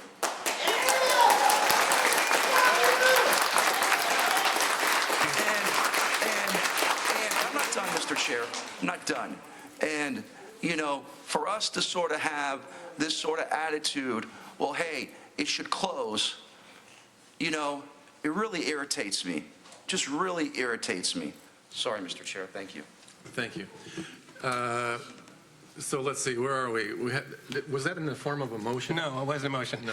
I was trying to, maybe we ought to bring clarity to the issue of whether 3 board members would like to have further discussion about a complete acquisition of the hospital. So maybe we should just figure out whether we want to direct staff to analyze it or not. I've expressed my opinion that I do not feel that should be, I don't think that would be productive. But I think Mr. Canepa amended. But I mean, we're just discussing. I'm not making any motions. No, I understand. And I don't know. I have to hear from. I think Mr. Horsley does not want to do an acquisition. I'm not sure about you, Mr. Slocum. I don't know whether you want to study it or not. You have to tell me. Study an acquisition? A full-out acquisition? No. Okay, No. so I think we've cleared up that. We're not going to study a full-out acquisition. Yeah. Yep. All right, so then the question is, what are we going to do? And I don't know how we negotiate it ourselves. I think a buyer has to come forward and make some kind of proposal. I will, if this is helpful to all board members, all 5 board members. We do have outside bankruptcy counsel here tonight if you need more information on what's involved in evaluating buyers and sellers in this context, and in terms of what might be available typically, things of that nature. I mean, I just mentioned that the resources here tonight, if that's helpful. Thank you. Supervisor Horsley or Supervisor Groom, did you have anything further? I do not. I think I concur with Supervisor Pine. So I just want to clarify. So we're basically doing nothing, right? So no. Basically, no. So basically, what's going to happen is we're not going to have an agendized agenda on Tuesday to talk about taking any action. What you're hoping to do, and what they've done for 18 months with the bankruptcy attorney, is you're just hoping that a buyer's going to come through, and that's sort of what you're proposing, correct? No. Okay. I don't think so. So what action are we taking on Tuesday? I think you said earlier that on Tuesday, we would further pursue a discussion about the numbers, and I've forgotten exactly how you said it, but we would agendize the special meeting. Great. Yeah, for Tuesday afternoon, and we would discuss at that special board meeting the things that you just listed. Yeah, but I don't think it included the acquisition. Okay. I think it did include the other things that you mentioned. Great. That's the way I understood it. You know, I'm fine with that. I really am. I think it's reasonable, and I want to thank you for that. That's really, I know it's really kind, really appreciate it, and I think us moving forward and seeing what we can do to provide gap funding and options needs to be explored, Mr. Chair. Thank you. Well, I think the motion that was proposed was to possibly schedule a special meeting next Tuesday to give staff an opportunity to come back with a plan for either acquisition or bridge funding. And that was not seconded, at least so far. So there's a motion on the table. May I amend the motion? Sure. Why don't we strike acquisition? Okay, so there's now a motion proposed. Correct. For the board to have a special meeting. Correct.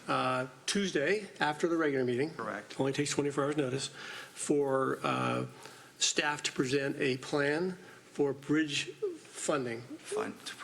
To look into providing bridge funding for the potential buyer. To assist a potential deal between a outside buyer and the current seller. Correct. May I ask? I want to just make sure I understand it. Would that, I just want to be sure that motion is bridge funding and/or seismic? Is that, because I think that's what you meant before. Yeah, I also, if you can add seismic. And/or. And/or seismic. Supervisor Pine? So I mean, I understand, as I said in my remarks, we are at the end of the road here, and I'm trying to look into the future and think of what comes out of this meeting, special meeting on Tuesday. And, if we don't have some kind of a proposal from a buyer or some kind of discussions with the buyer, I don't know what we're going to be voting on. I don't know what we're going to just. So, Mr. Pine, I have confidence in our staff, our outside legal counsel, and Mr. Mizell, as well as the Apollo, Eric Tuckman, the attorney from Apollo, that we're going to figure this out this weekend, okay? So, I think it's real simple, Mr. Pine. I mean, a lot of people out here in the audience want hope. They're looking to us. And to give them the opportunity, I think would be, not only I think it would be a courtesy to me because it's my district and your district. I forgot you serve South City. But I think it would be, much appreciated. I'll second the motion. Okay? Oh, got to call for the vote. I forgot that part. Well, I've got to just, I'm sorry, I just have to ask, the question again is, I mean, if a buyer, makes some kind of proposal to Mr. Calgi and then there's some kind of proposal brought forward, then the action that you desire could be achieved. What happens if that doesn't get done before now and Tuesday? So let's There's a possibility, but let's just try it. Let's put it on the agenda. Let's talk about it. I mean, you have people out here, Dave, asking you. I mean, yeah, I'm just trying to understand what it is we're putting on the agenda. Okay. Supervisor Groom and Supervisor Horsley, is there anything further? There's been a motion. There's been a second. We've had some discussion about what we would do on Tuesday at the special meeting. Do you have any other comments? Could you repeat the motion? Yes, ma'am. It's not extra clear here. No. Yes, ma'am. So I believe the motion that is pending and seconded would be for the board to hold a special meeting following Tuesday's regular meeting on March 10th, wherein the staff would present a plan for possible, bridge funding to bridge the gap between what we know to be the gap between the potential buyers and a seller. And in addition to that, look at the possibility of financial assistance for seismic works. I think it was just a little bit different and nuanced, and that was... Sorry, didn't hear that last half of the sentence. Go ahead. Well, just the point I wanted to make was bridge funding or funding of seismic, and or funding of seismic. Do you want to repeat the motion? Because I don't think Supervisor heard the last part. Wait a second. When we talk about seismic,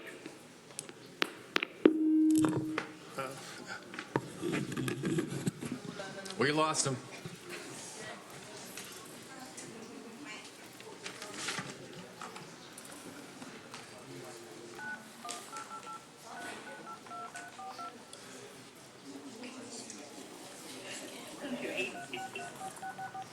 To join the conference, please enter your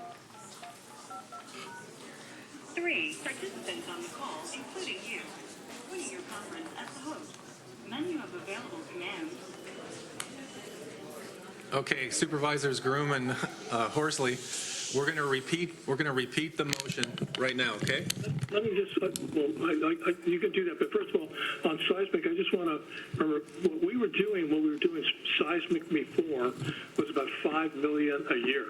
If that's what you're talking about, I'd like to know if it's more than that or less than that or what. Supervisor Horsley, this is Mike Callaghy. Yeah, that's what we hope to find out in discussions with the buyer and seller, exactly what that entails. Okay, so Lieutenant, would you repeat the motion then for both Carol and I and me? Yes, we will. Okay, let me try this again. So interrupt if you can't hear, okay?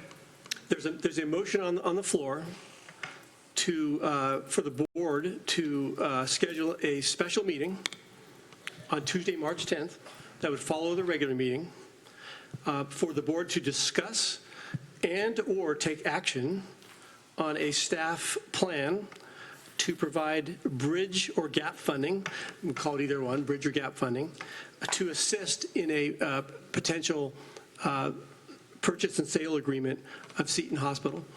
In addition to board consideration of potential funding for seismic retrofit. So can I ask a question, Mr. Callaghy? Assuming we pass this motion, could you describe, Lisa, give me, what exactly will you bring to us under that motion? I hope... And obviously, if there's talks with the buyer this weekend, you'll bring something very specific.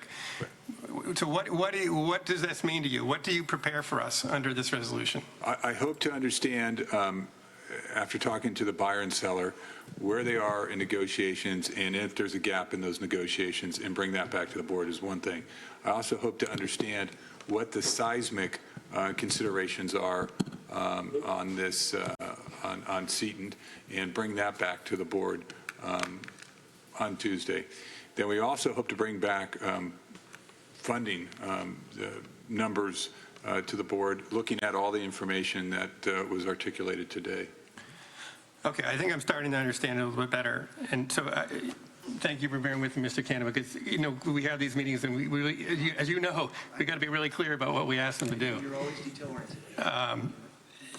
So, it could very well be that on Tuesday you don't know what the gap is, right? And you tell us that. That's absolutely right. They may still be negotiating and we wouldn't know the gap. But if there is information on that and it's good information. And then on the seismic, it would, I'm not trying to put judgment here, but it would have to be relatively abstract in that we don't have no one's going to have a seismic plan for us to look at. That we know that can't happen. So I guess you could just look at suggested amounts or something. I could, or one or both of the buyers may have a suggested amount that they feel is necessary to close the deal. And that's an important thing, right? There's potentially 2 buyers. Right. Yeah. Okay, that's important. And the goal would be to communicate with the 2. That's correct, assuming that they're both willing to talk to us. And bring back as much information as you can. Correct. Correct. Supervisor Groom, did you hear the motion? Supervisor Horsley, Supervisor Groom? We did hear the motion, yes. Okay. We did hear the motion. Okay, very good. So there's been a motion and a second. Time to call for the vote. All those in favor of the motion, say aye. Aye. Aye. Opposed? I think it's unanimous. That's unanimous. I think Carol, Carol? You might want to ask her. Carol? Yes, she voted yes, I think. Yes. Okay, so it's unanimous, right? Great. Okay, motion carries.